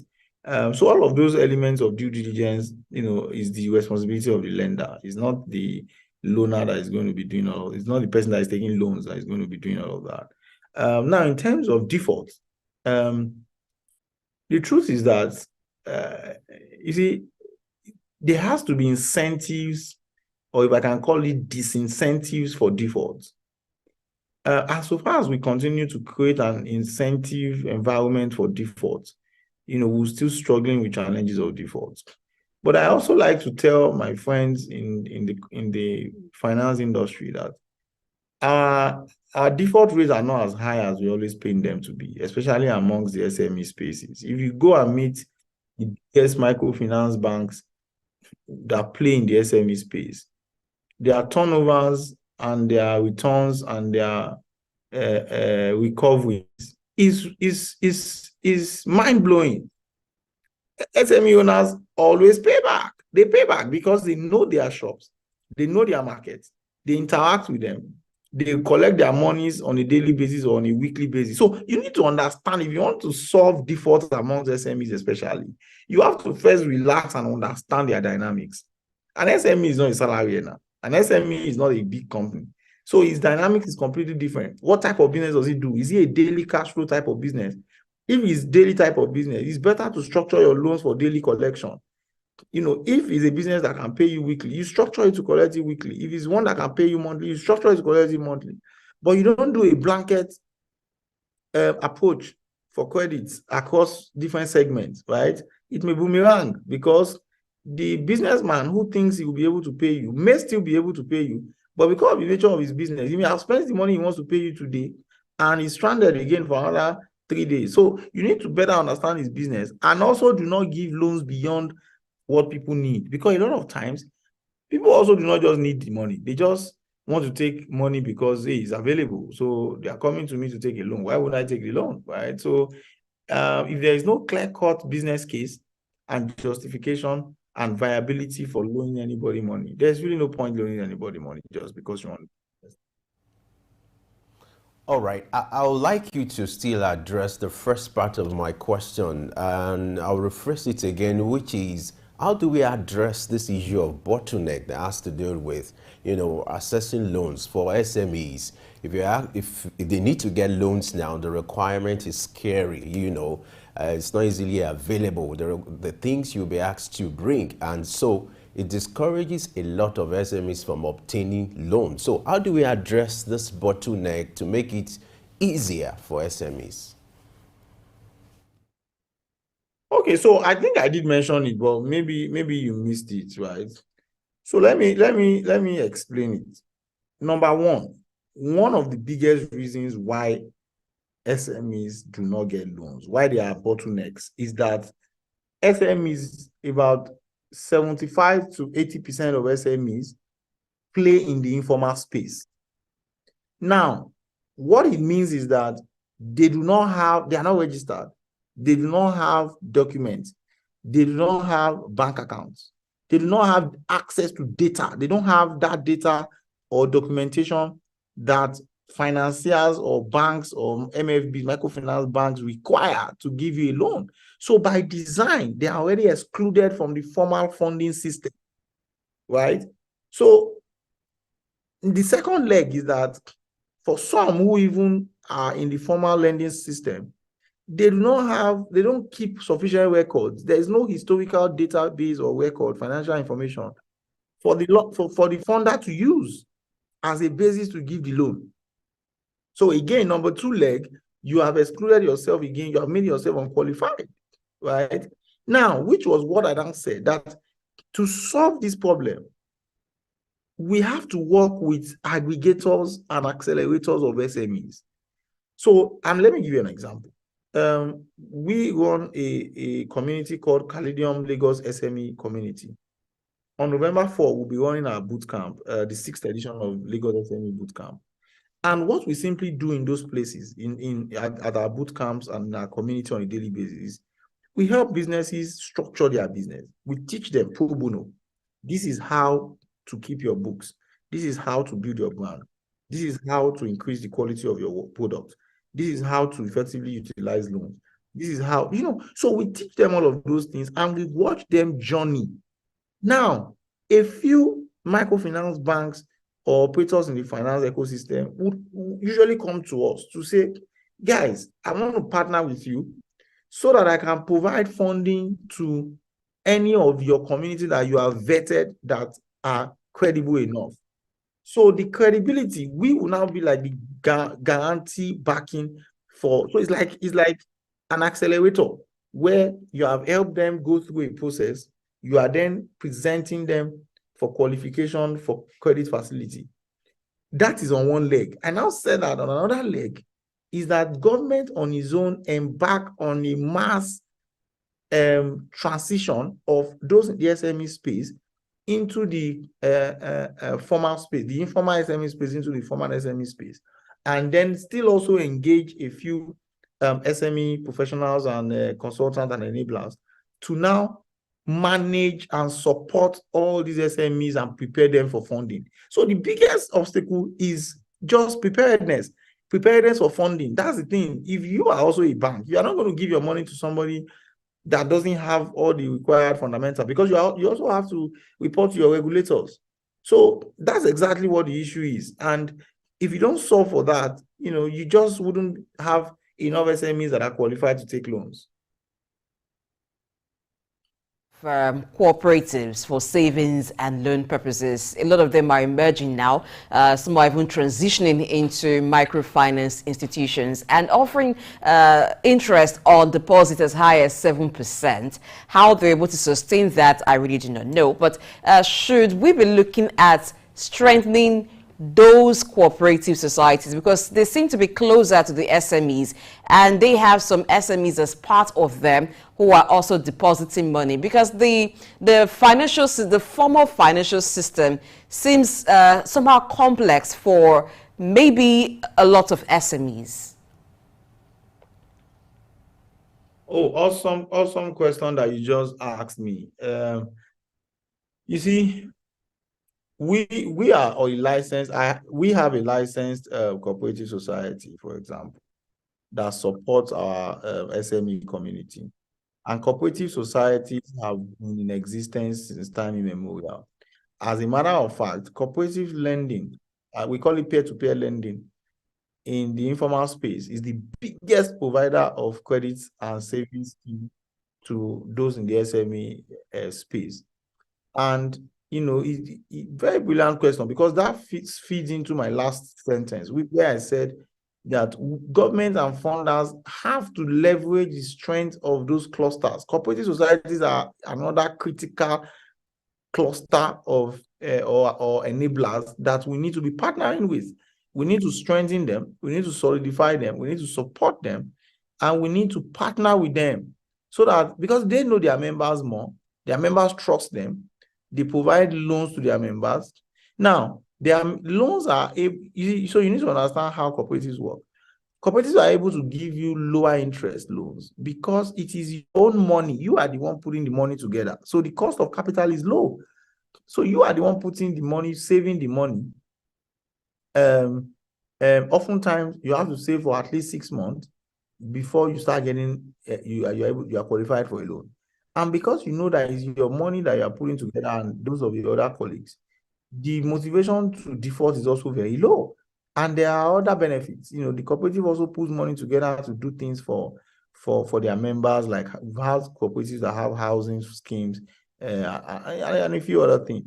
So yes, should we be strengthening them? Yes. Should we be encouraging them? Yes. Should we have more of such? Yes. You know, and you know, those are the only ways that you can make significant progress because of the nature of SMEs. All right, let's look at the issue of licensing for microfinance banks. The CBN, has unveiled an online platform to cater for that, to make the process of application for licenses easier. What's your take on this? So, I think that MFB micro licensing in those days used to be very easy. I think that it became quite difficult when fintechs came up, and a lot of fintechs started raising money on the back of microfinance licenses. And then the CBN woke up and was like, what's going on here? And then strengthened or tightened regulations around it. So I'm very happy that, we're now going back to relax or to increase the access to registration. I always say that licensing should not be opaque, should not be cumbersome, should not be difficult. A lot of us do businesses both in Nigeria and the US, and you see that the ones that you do abroad are just so easy. You don't even have to go there physically. You can do everything online. In Nigeria, you have to go here, you have to go there, sky this file, sky that file. So when I read that, I was quite happy that yes, hopefully things would become easier. But there's also the issue of capital, which has been increased. So barrier to entry is now a lot higher. So that's why a lot of people are now moving to the lenders licenses from the state or microfinance or cooperative options, right? Because microfinance bank requirements in terms of capital is now way higher. But from a process standpoint, yes, I do agree, and I do I must commend the CBN for the efforts to make the process a whole lot seamless. Thank you very much, Ayo Bankole, for your time with us, educating a lot of SMEs on how they can access microfinance and even how microfinance institutions can sustain. It's been very incisive having you on the show today. Thank you for having me. All right, that's how we wrap up this segment of the show today. We've got a quick break. Return to look at other aspects of financial services. Stay tuned.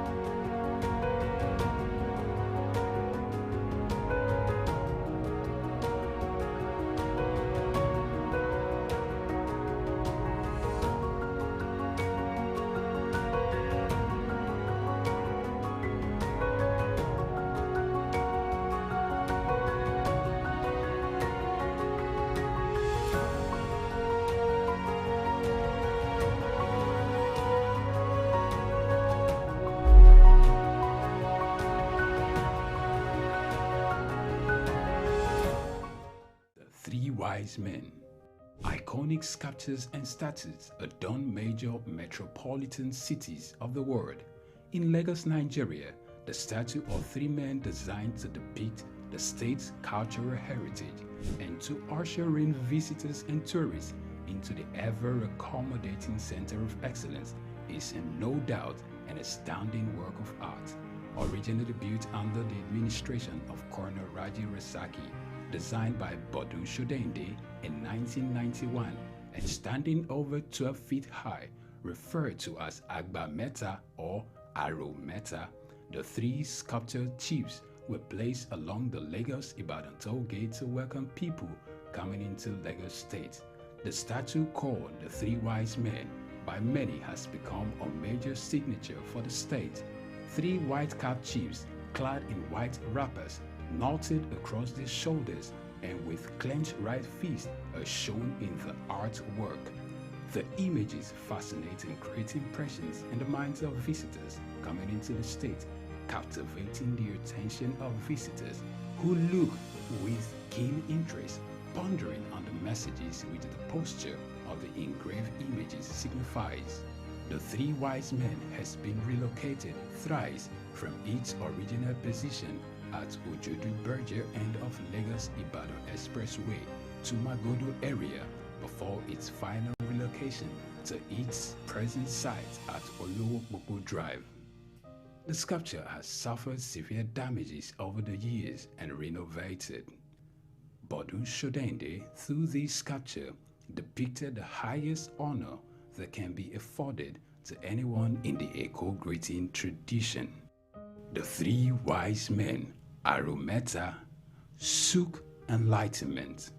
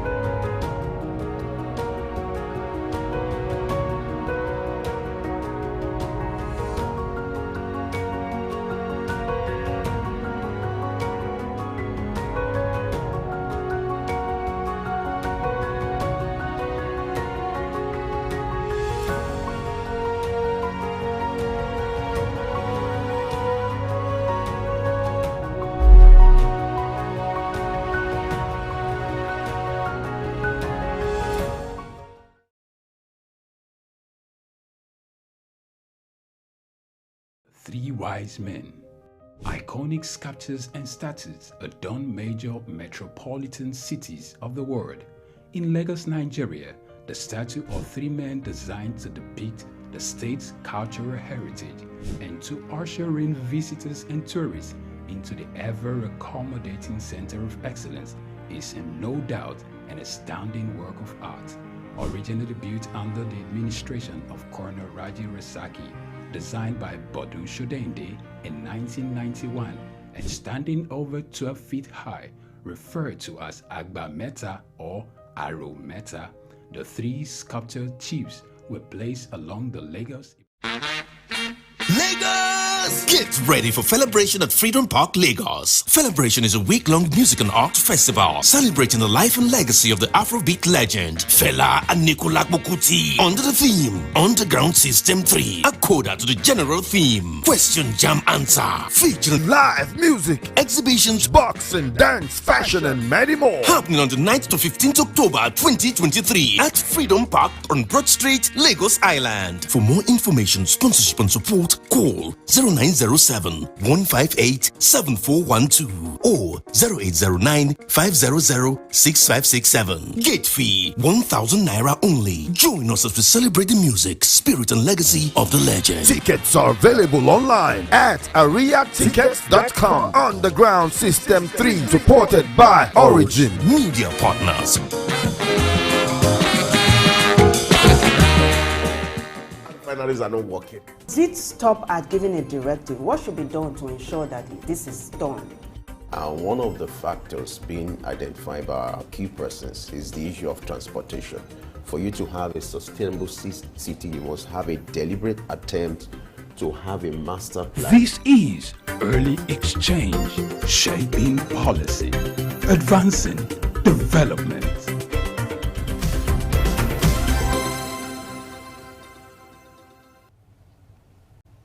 Many thanks for being there. All right, let's turn attention now to digital currencies after talking about microfinancing in Nigeria. Yes, finance is very critical because when you need to do business, you need funding. When you need to make payments for things, you need funds. But how do you save your money? How do you save what you have? Well, some persons have gone beyond just going to the conventional or traditional banks that we have to just deposit naira and kobo there. Some are having savings done in digital currencies. Some are also making investments in digital currencies. But how does that happen? Which digital currency to invest? How does it all work out? This is what we'll be looking at as we talk to Andrew B, who is a digital analyst. Good morning. Welcome to Early Exchange. Thank you for having me here. All right. Please help us make good sense. Morning. Good morning. Help us make sense of this. We hear different kinds of digital currencies. We hear crypto, we hear Bitcoin and the others. What are these and how do they work?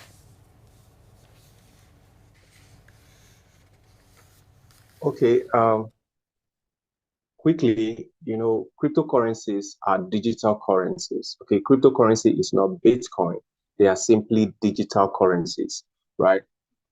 Now, in the evolution of money, money started as barter, right? When people, if you have something and you need to exchange it for something else, like somebody who has yam can give you the yam to collect probably rice, right? Money later evolved. We started using coins, metallic coins, and we got to the point where we even started using paper like we know today, right? So money keeps evolving, right? We got to the point where right now with your plastic card, just like an ATM card, you can walk into any supermarket and pay for things, right? Now, but money didn't stop there. All through this evolution, the present point where money is what is called digital currencies, or otherwise called cryptocurrencies, right? Bitcoin is just one of the cryptocurrencies we have, just like the same way we have Naira, we have dollar, we have pounds, we have several cryptocurrencies. We have Ethereum, we have Bitcoin, we have USDT. Now, it's just that Bitcoin being the first, right, that was launched, the first cryptocurrency, digital currency that was launched. So that is why most times digital currencies are synonymous to Bitcoin, right? Cryptocurrencies is synonymous to Bitcoin. Now, but there are several other cryptocurrencies. What I'm trying to say here is that, you see, it's something that we will not be able to do without. For every evolution of money, right, we have to adapt to it.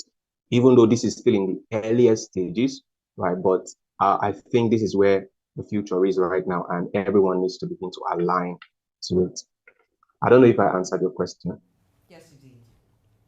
All right, for some of our viewers to have proper understanding of what digital currencies are all about, I would like you to talk about some of these currencies, how it works, and then the concept of converting it to cash. What does it require when you talk about digital currencies for proper understanding?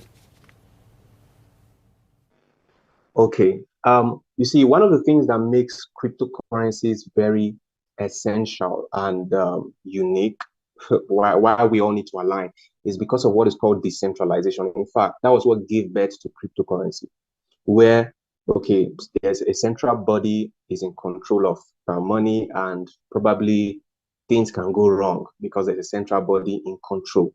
So how can we return money to where it belongs, right, to the people, so that the people are the ones who have control, more like a democratized money, right? So that was what gave birth to cryptocurrencies, and that was what gave birth to Bitcoin. So there's a technology that enables this decentralization. That technology is called blockchain. Now, blockchain, in order not to make it sound complex, is just a database, right? A decentralized database.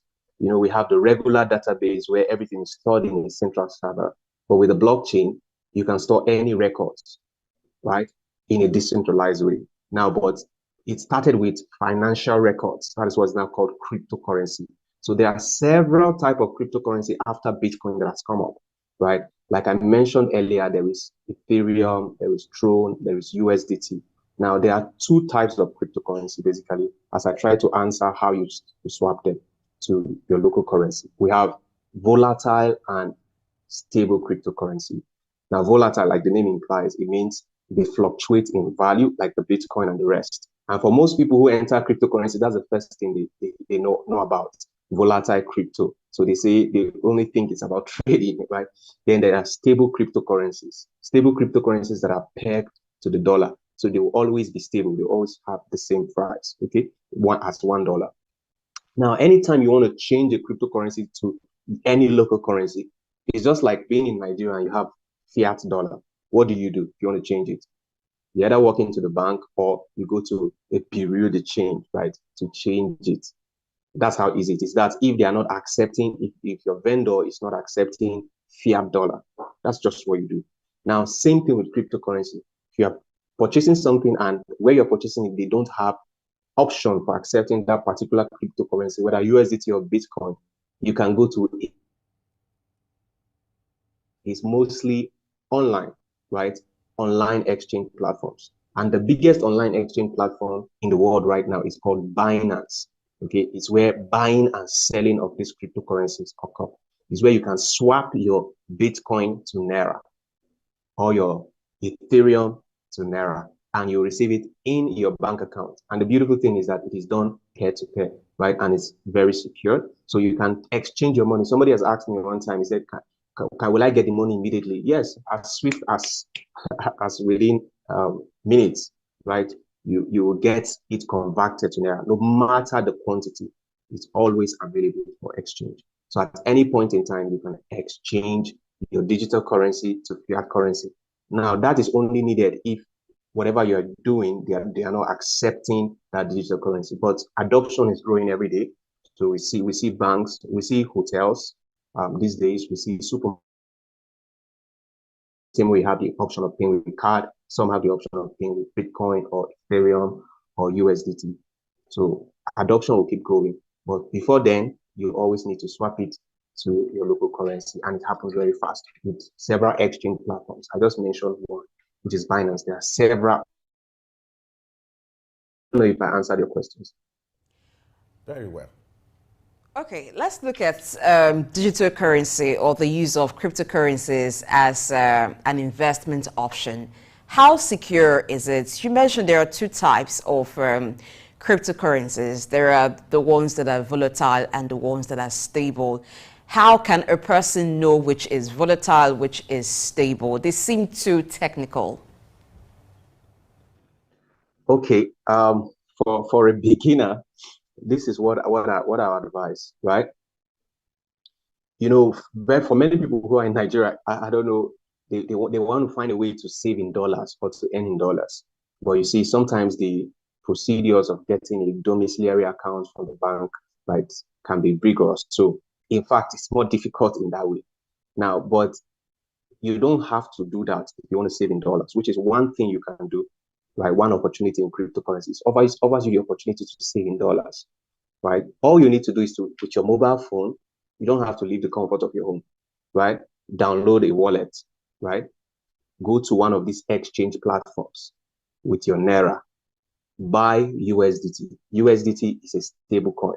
There are different ones. USDT means United States dollar token. So it is the token form of the dollar, more like what Nigeria was trying to achieve when we were coming up with the e-Naira. So all you need to do is to exchange your Naira to the United States dollar token if you want to save in dollars, right? Of course, if you live in this part of the world, saving in dollars seems to be more profitable, right? Because of what is happening to our Naira. So you can do that. That's an opportunity. Very easy from the comfort of your home. You don't have to go anywhere. And you can exchange your Naira, right? And it happens swiftly to to dollars, right from the comfort of your home. And you can save. That's one opportunity. Of course, you know that when dollar rises, you are already in profit. For example, if you bought USDT when dollar was 500 Naira, right now dollar is over 1,000 Naira, you are already in about 100x profit without doing anything. So saving in dollars is more profitable. But some people, for the average person, they can't go through the rigorous process in the bank to open a domiciliary account and all that. but this makes it a lot easier, all with your smartphone. It's not technical. Then secondly, there are for volatile crypto, some people go the way of, buying some cryptocurrencies when the price is low, because you see, as adoption increases, volatile cryptocurrencies, their value goes up as adoption increases. There are several things that aids for, I believe maybe if you give me the opportunity, we'll talk about that aids the growth of the price of the cryptocurrency. Now, some people buy them when it's low. For example, way back as at 2010, one Bitcoin was less than 5 cents. But as adoption awareness grew, the price of Bitcoin grew. Now it is over $30,000. So if you bought it earlier, it's now worth much more. So that is another aspect with volatile crypto. Now, but it's a bit more technical than I explained right now, because you need to know when to buy, just like with every investment, when to buy and when to sell. So why people lose money, beginners mostly, is because they buy at the wrong time and mostly sell at the wrong time.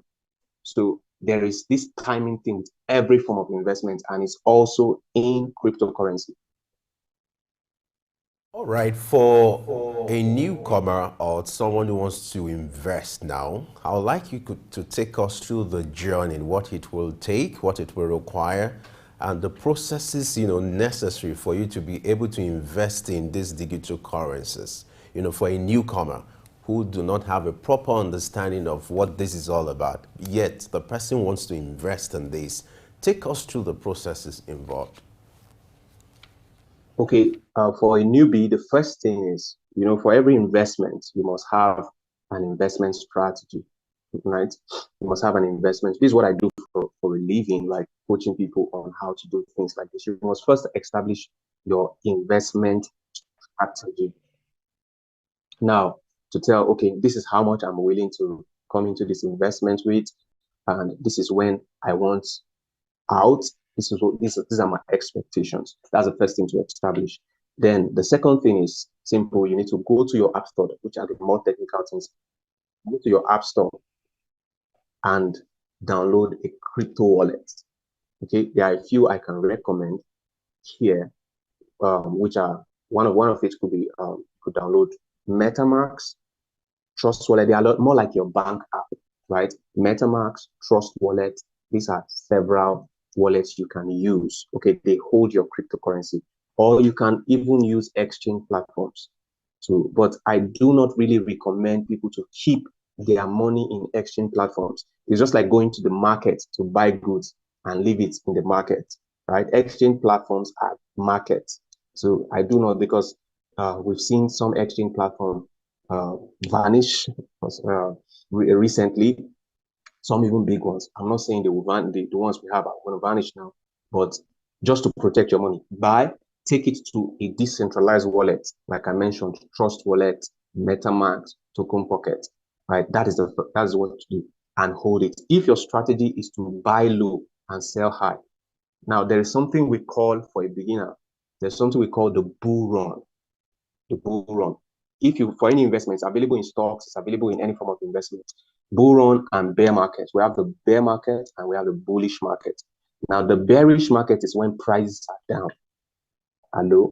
The bullish market is when prices go up.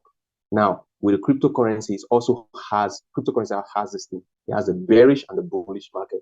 Right now, as I'm speaking, we are in the bearish market, right? We are about to enter a bullish market, because it's usually a 4-year tenor, more like a 4-year tenor. It has maintained this consistency, right? So if you want to buy cryptocurrency, this is a good time to buy cryptocurrency. You need to identify some good crypto. There are several things to look out for. You need to look at their trading volume. Of course, if you're not an expert, these are things without being an expert, you can check. If you go on an exchange platform, trading volume means look at how much are they trading every day, right? Why are people buying this particular crypto? That's one thing you want to check. You want to see how many people are buying it. When you see more buy-in, it means there's something people know that you don't know. So it's a risk you can take, right? Buy in some projects, specify, and it's important to spread your investment. Okay, diversify your portfolio. Don't just invest all your money in one project. right? So spread it across different projects, right? And once you have done that, you can now, from exchange platforms like Binance and the rest, right? These platforms are easy to use. Right? If you don't know how to use, there are YouTube videos you can watch online. I have even created videos how to use Binance, how to buy on P2P and the likes, how to buy on P2P like the likes, right? I have done all that. Several videos. You can download or watch them, follow the procedure, right? Buy these cryptocurrencies and store them in your wallets. Wait for when the prices are high. That is one way. This is not the only way you make money in cryptocurrency. In fact, what cryptocurrencies do is that is disrupting how financial records are, financial services are being done. Just the same way email disrupted post office. So every way the bank makes money, think of all the ways banks make money. Is it borrowing and lending? Is it through forex? Everything you know about how banks make money, is it through transaction fees? All is available in crypto. Now I just mentioned only one, which is like holding a particular cryptocurrency. So that is more beginner friendly because you have possession of your asset, right? Waiting to when it goes high. There are other things like lending or staking, where you can put your cryptocurrency rather than keeping it. You can more like fixed deposits. Keep the interest rate is relatively better than what we have presently in the commercial banks. It's better. You can get up to probably 10 to 20% annually, right, for your investment. Even there are some who even go as high as 10% monthly. So I don't know if I answered your question. I think you did. All right, let's look at some pitfalls to avoid. Are there certain ways that Ponzi schemes imitate certain market or trading platforms using digital currencies? How do you identify that this is a Ponzi scheme? It is not maybe a digital currency or a cryptocurrency. It is not a genuine platform to deal with. I've heard things like digital farming, and then people tell you they're minting it, and people invest in it only for the scheme to stop working, to vanish, or to stop yielding returns, and people's investments just got sunk in it. How do you avoid such pitfalls? Okay, well, even the experts too have lost money at some point in some things, but there is always a way to prevent falling into the hands of fraudulent projects, right? To identify them. Okay, you may not be 100% sure at every time, but there is a way you can become very, very cautious, right? And identify these projects. First, you see, with I like to say sometimes people fall for their greed. It's your greed also, the greed of people. And I like to say also, because somebody has fallen scam on a crypto project, it doesn't make cryptocurrency scam. That's what people think it is. Because you see, you can get scammed even in real life, real estate, for example. A fake real estate agent can scam you and you buy fake property. It doesn't make real estate a scam. It just means you fell into the wrong hands. So now you need to come from the point of knowledge, right? Knowing how it works. Now, some people, of course, bad people, try to infiltrate and create systems that lure people to fraudulent investments, and they lose their money eventually. Now, one of the ways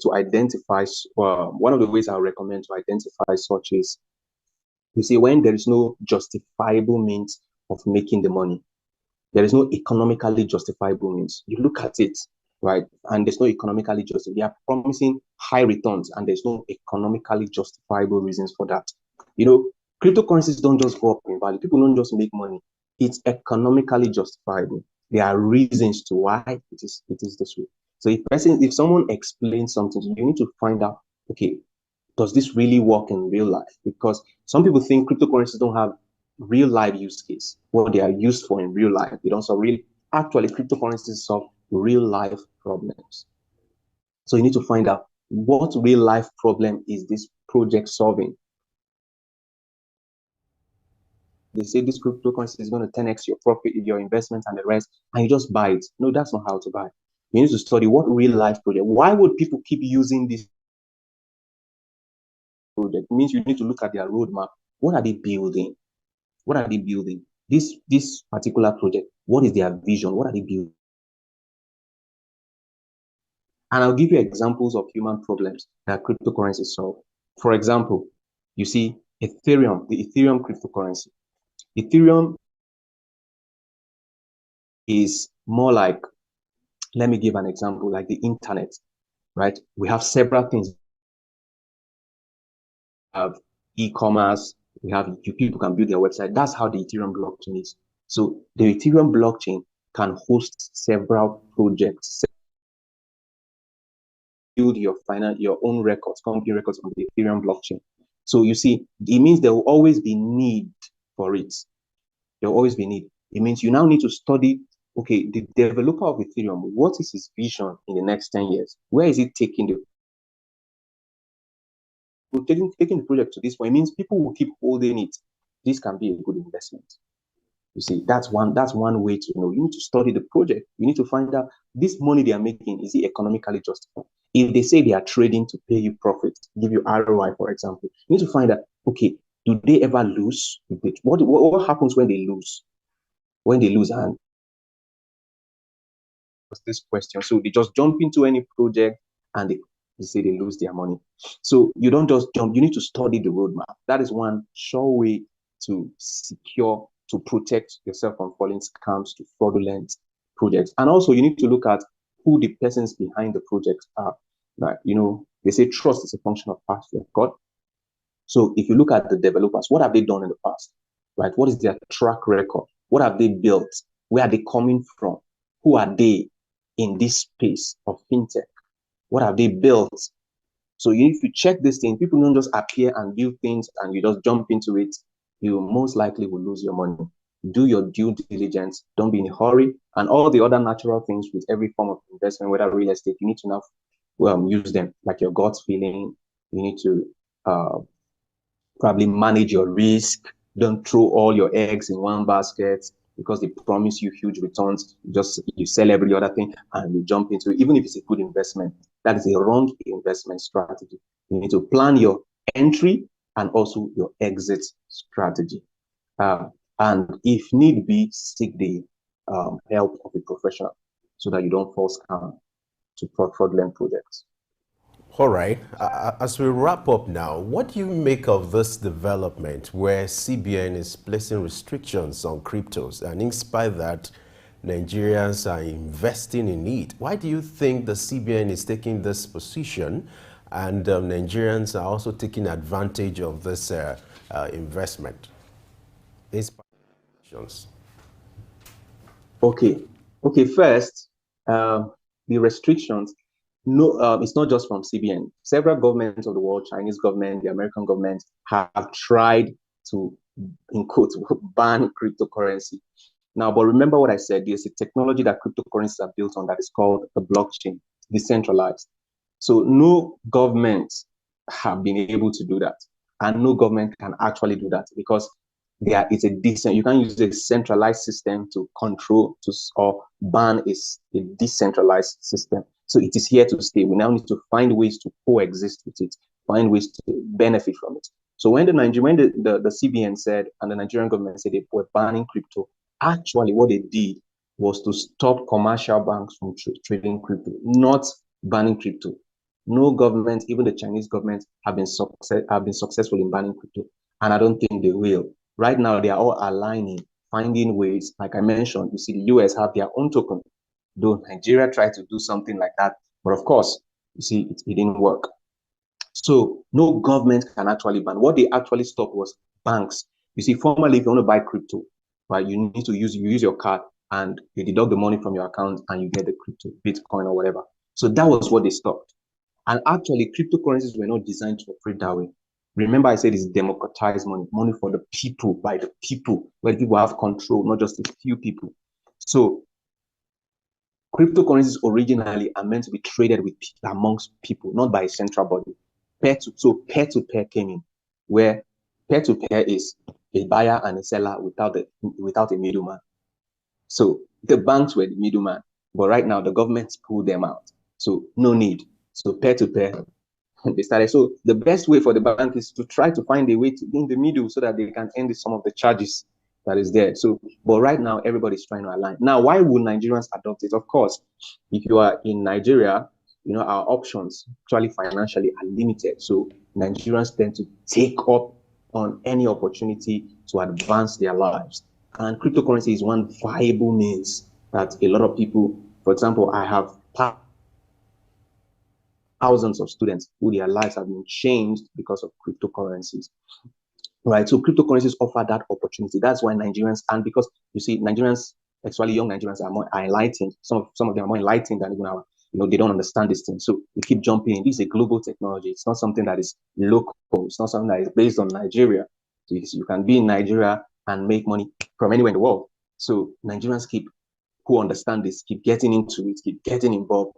And we see that Nigeria, I think Nigeria is like, I think the third largest in the world adopters. We have the third largest community, the adopters of cryptocurrency. So Nigerians understand that this thing where the government say, it's not, they are not, it doesn't mean they can stop us from doing it. Of course, certain banks started clamping down on certain people's accounts. But I think that ban also has been lifted by the present government, which is a right step in the right direction.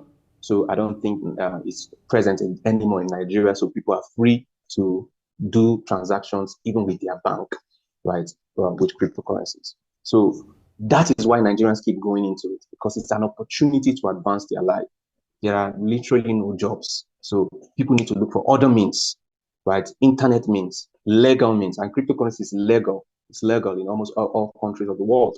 So it's a legal means to make money. So Nigerians are latching on this opportunity very greatly. So that's why you see more Nigerians coming into crypto. The adoption that we had from 2020 till date is not the same.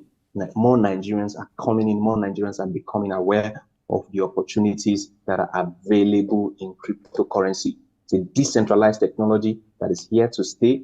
No central body can actually control it. All they can try to do is to find a way to regulate some of the activities in cryptocurrency. Of course, there will be bad people who will take advantage of this, but there's a way government can regulate some of the activities, not full control now, because it's not possible. Regulate some of the activities, also generate revenue from it, right? But this time around, the people, right, matter with cryptocurrency. It's democratized money. People get to have control of what they do with their money, right? Where their money comes from, when they spend it and all that. No restriction, right? That is why more Nigerians are coming into digital currencies. And I strongly advise. Thank you very much, Andrew Ube, digital analyst, for talking to us about digital currencies today. Yeah, I guess a lot of people have learned a thing or two from what Andrew has said today. I have learned some things. It's really been an eye-opener. Thank you very much, Andrew. Thank you very much. It's a pleasure. All right, let's take a quick break and return shortly to talk some more about financial services.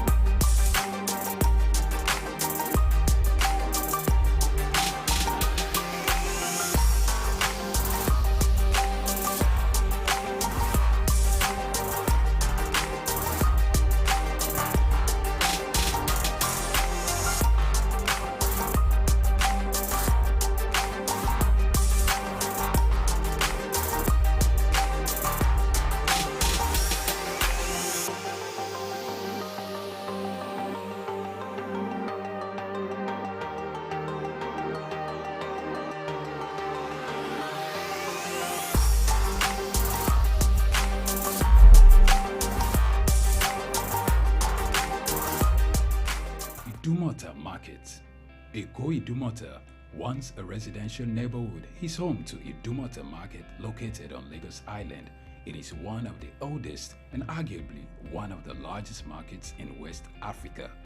Idumota is a historic neighborhood adjacent to the Lagos port that facilitated the slave trade and later, under the British indirect rule, it surrounded to exports that fueled the colonial enterprise. Idumota was also the location of an armed forces remembrance cenotaph called Soja Idumota, built as a monument to Nigerian soldiers who served with the West African Frontier Force. An Eyo masquerade statue and a clock tower are also some monuments at Idumota. Idumota Market is so popular that large sales are recorded as early as 7 a.m. The market is made up of hundreds of locked-up shops occupying several multi-story buildings, with some measuring about 5 or more floors. In 2010, the Lagos State government demolished some illegal structures in order to improve vehicular and human movement in and around the markets.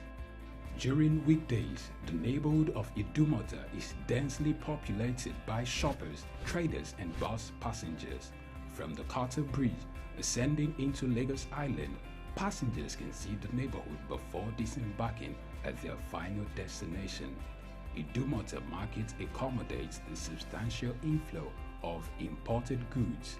The bulk of import from abroad are routed first through Idumota and then on to other markets through Nigeria and other West and Central African countries.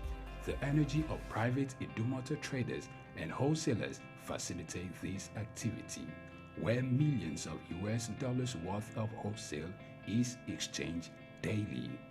Idumota Market, Souk Enlightenment. Because local refineries are not working. Does it stop at giving a directive? What should be done to ensure that this is done?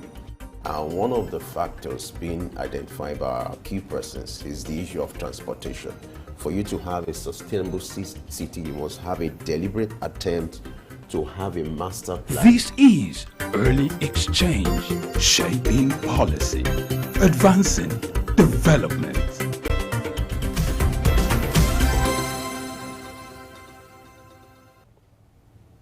It's Early Exchange, and we've been looking at financial services. Our focus today has been on the financial sector. Earlier, we had a guest who talked about digital currencies, where he spoke about crypto, Bitcoin, and some of the opportunities that are inherent in them and the value they add to whoever wants to invest in that. And now we want to take a shift from that to look at the financial sector, look at financial services, the investment opportunities in financial services. And I'm sure that should interest you so that you can take advantage of this sector to make money. To give us an insight into that, we're being joined by Ekundayo Ayeni, who is a digital marketer and inventor. Ekundayo, glad to have you join us on Early Exchange this morning. Wow, thank you. Thank you for having me on your show this morning. I'm just coming from the airport, so I couldn't get to the hotel before holding this interview. Great to know. We really appreciate your commitment and for spending time with us today. So let's start with, we're looking at the investment opportunities in financial services.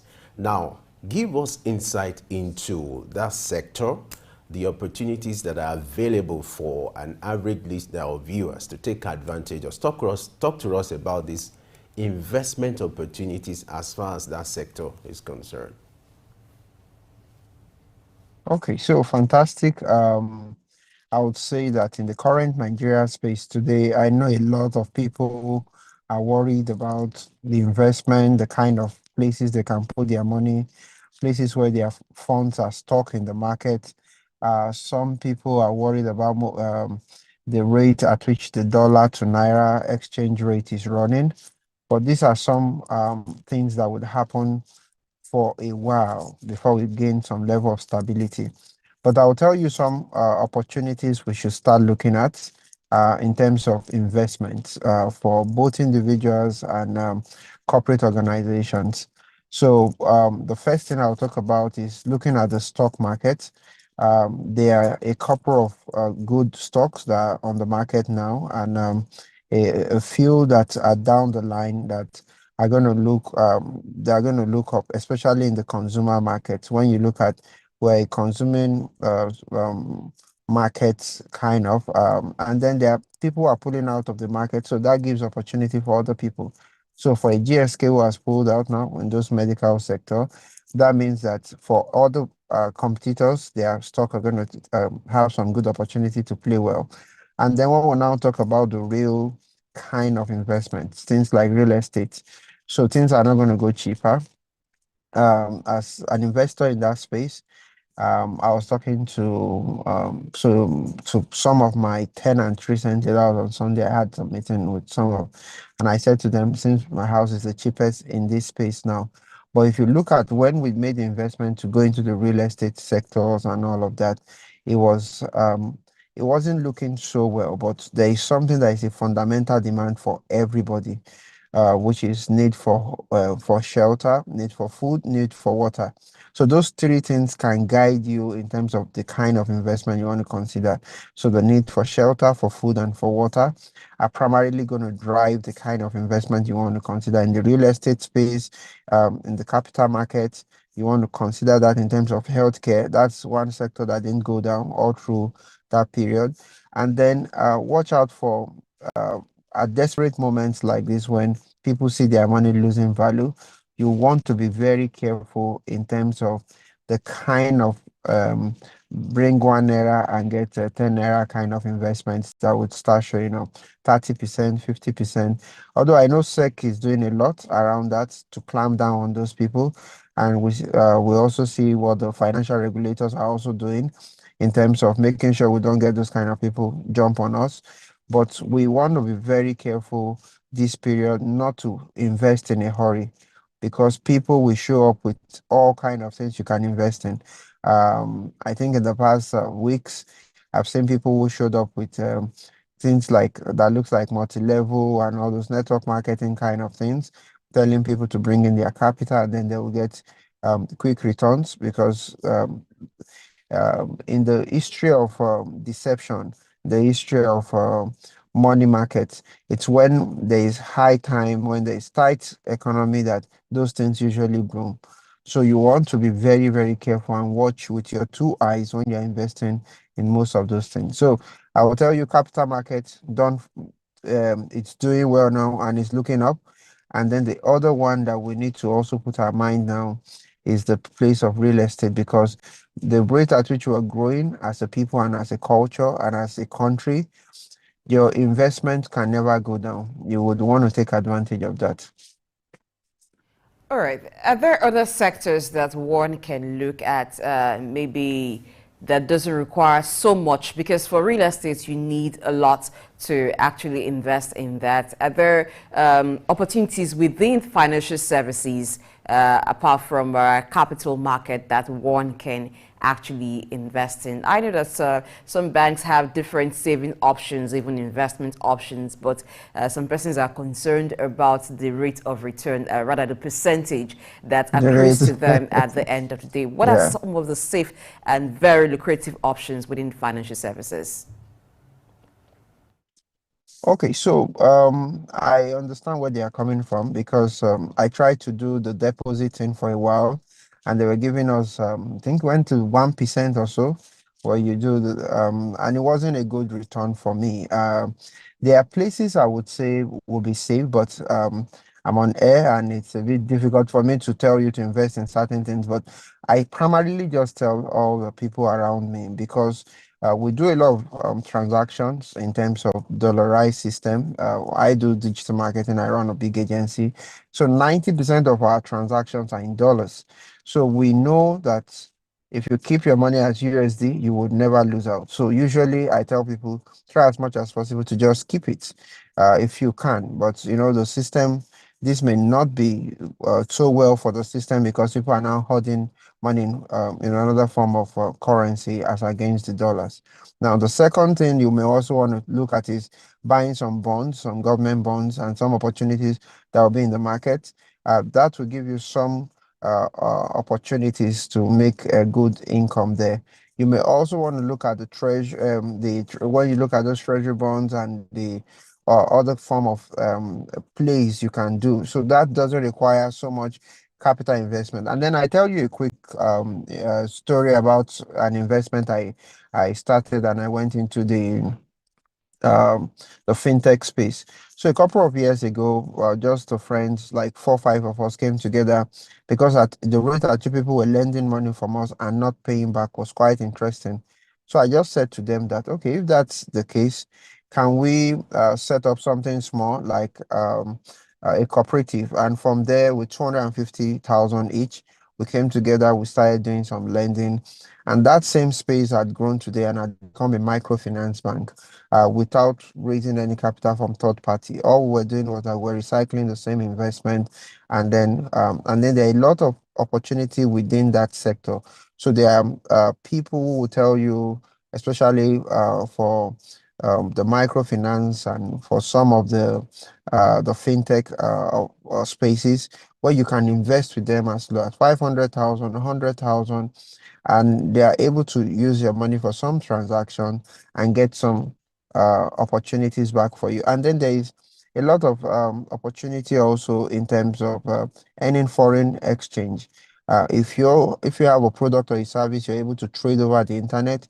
You're able to get a lot of cash flow. If I start talking about that, I may move into employment and all of that. But the opportunity there is a lot of doors now because of the government policies that allows you take inflow, and that gives you a lot of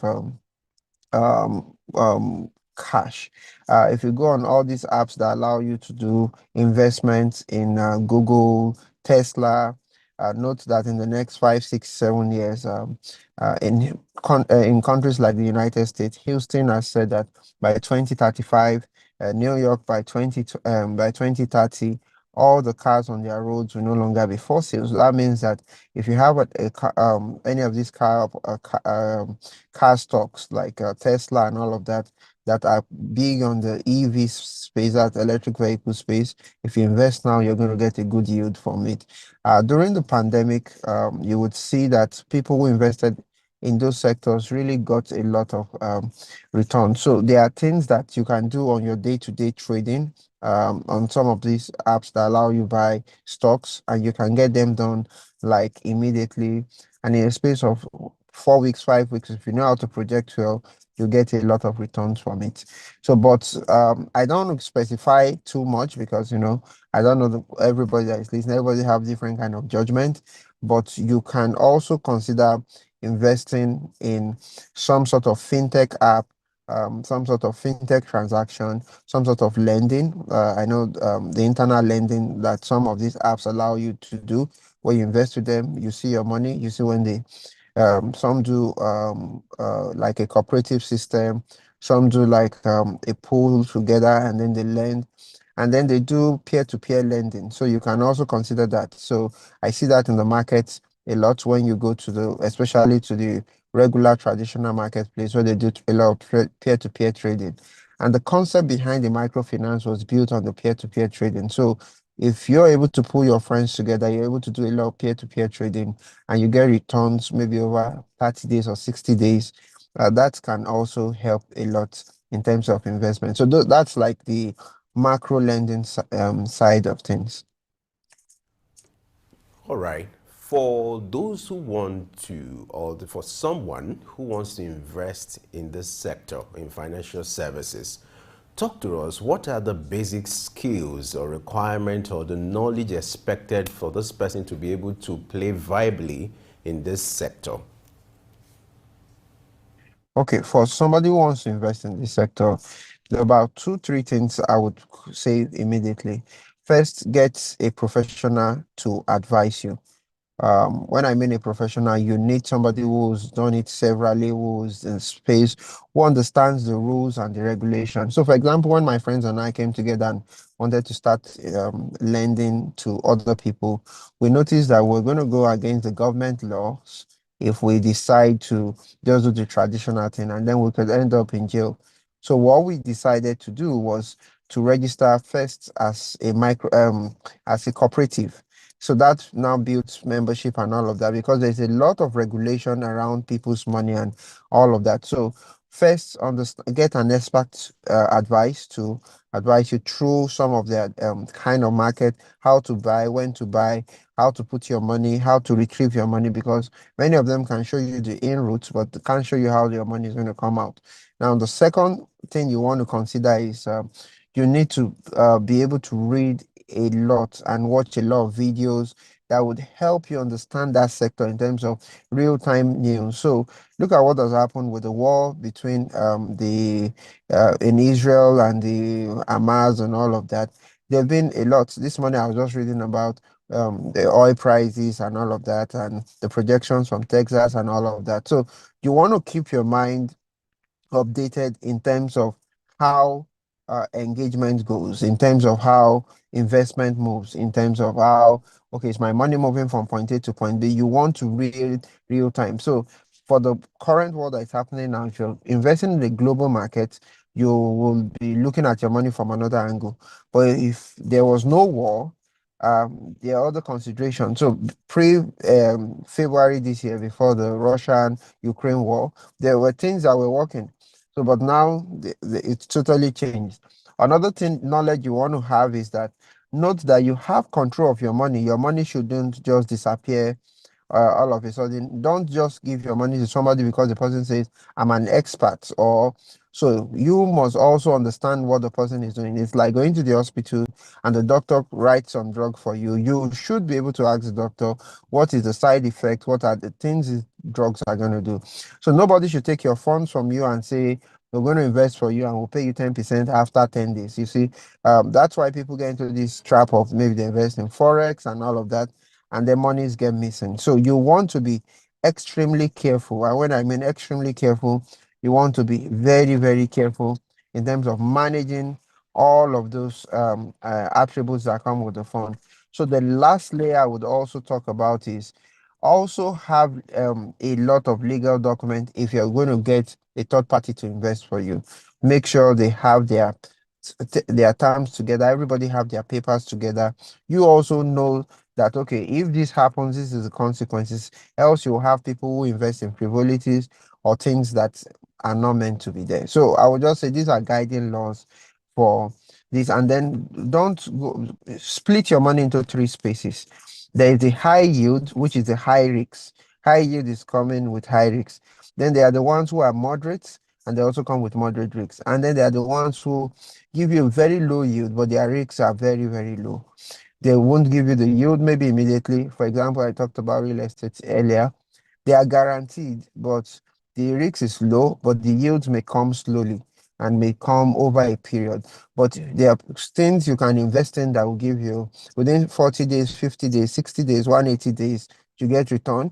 But they can be high risks, but also watch out for those high risk investments. So you want to be sure of things like if somebody promises you anything above 10%, you want to check that investment crazily, because even I think SEC or so, I don't know, I can't remember the figures, but I know you're not supposed to promise anybody above maybe 7.5 or something. So you want to have those basic fundamentals in your walkthrough. There's some, though you've talked a bit about it, the duration for your investment. There are some investments that you would not really get anything until after a very long period of time. Are they smart investment options? And let's also look at the insurance sector, at the opportunities for investment in that sector. Okay, so in the insurance sector, there's a lot of opportunities there, especially when you check out the high performing ones. I won't mention names of brand here. The high performing ones who have good policies and then also do a lot of good payouts. And when I mean good payout, when people come for claims, they're able to respond to it promptly. And then there is a side where people also look at investing in the side of pensions and a couple of all those things. Because of the nature of our market here, insurance is not as a big deal as it is in some developed countries. So in countries like United States, where I have a lot of presence, we pay insurance on our homes, we pay insurance on our cars, we pay insurance on literally everything. And it's a big sector. So you'll see they are even heavy spenders if you come to the digital marketing space. In marketing, they are one of the biggest spenders. Google rates the insurance companies as the biggest spenders in the US. But when you come to Nigeria, as it were, we're still building trust. We're still trying to understand how it works. We are still no, we don't have that 100% trust in the system yet. So there is a lot of between the map dances that you can do there. Then for people who would like to become brokers with some of these people, what I would also advise is be able to put a lot of policies together, marry it, find something small that you can always sell, because that is one part where you can even decide to say that I want to become a broker under these guys and sell their policies to third parties. And then you keep getting money from it every year, every month. I know somebody who brought in a maritime deal for one of the big insurance company. Until today, is still making a lot of a percentage of the transaction. So you want to look at the brand you're buying their products. If you're going to invest in that space, you want to be very, very careful. And in terms of claim, check their history. Are they open to paying out claims? Because it's a very dangerous market to play in. Because okay, so I just got on a flight and I arrived here now. I saw that automatically they deducted some money for insurance. If something happens on the airline, are they on the flight? Are they willing to pay me the money they guaranteed because they took some money for insurance? Those are the kind of things you want to be sure you're dealing with. Same way you want to be sure of the person you're getting married to. Same, you want to be sure of the person you're getting in bed with your money, because your money is as important as your spouse. Or for making long-term investments in this time, maybe investment that until the next 5 years, until the next 10 years, you do not begin to reap from it. Is it a smart move? Okay, so I would say for me, it's one of the best moves you can make, because that's paying it forward. So largely the sector that handles that largely that you would see that happen is in the real estate sector. And if you're able to do that, it's like the quotes that was said about Bill Gates a couple of years ago, that he saw where the future was and went to build houses ahead of people.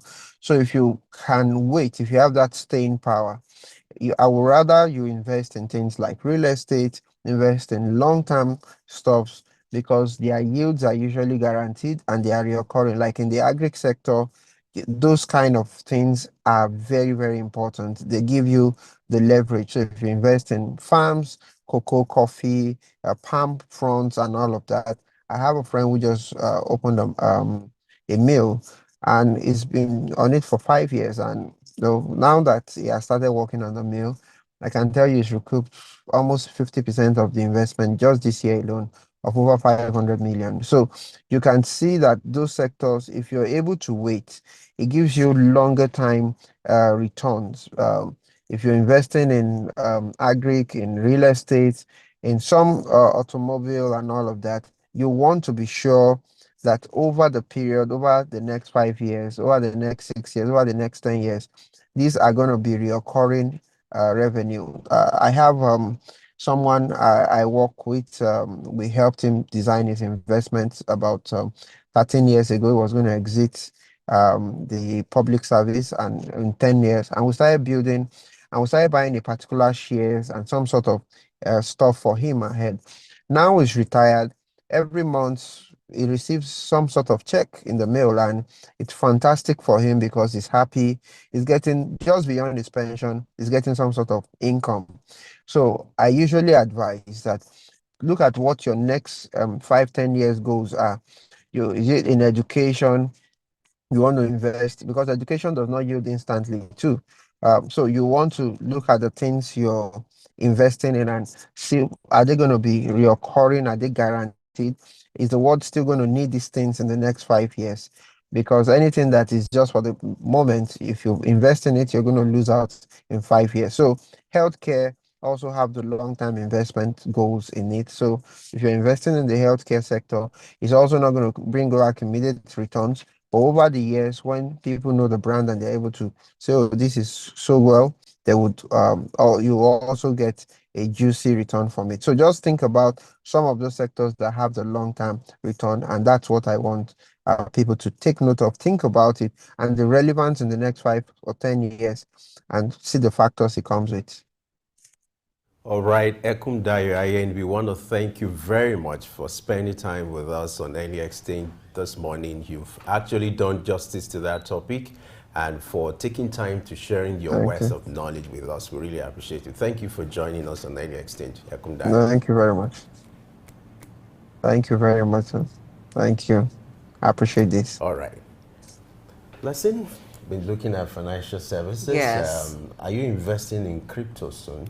Well, I think that Ayo Bankole, although I tried that some time ago, I'm going to reconsider that and find it a worthy option, something to really try. So you make that one of your goals for this week. Of course, and that's for you to also do. Do not just take all the information you've consumed here and dump somewhere. It's for you to be able to make informed decisions about your life. What are you putting your money into? Today's edition, you can revisit when you go to our YouTube channel and watch again from beginning, from where we talked about microfinancing, digital currencies, and now different investment options that are open to you, so that you can do a lot more with what you earn, and you can even plan along what you earn for future investments, so that you can reap the gains. Remember, it is better to make hay while the sun shines. I'm Blessing AG, and that's been the show today. Business Insight comes up at 10 a.m. Stay with us on Sick News. Femi. And don't forget, you can still be part of this conversation on our social media platform using the hashtag Early Exchange. I am Femi Ayodele. Bye for now.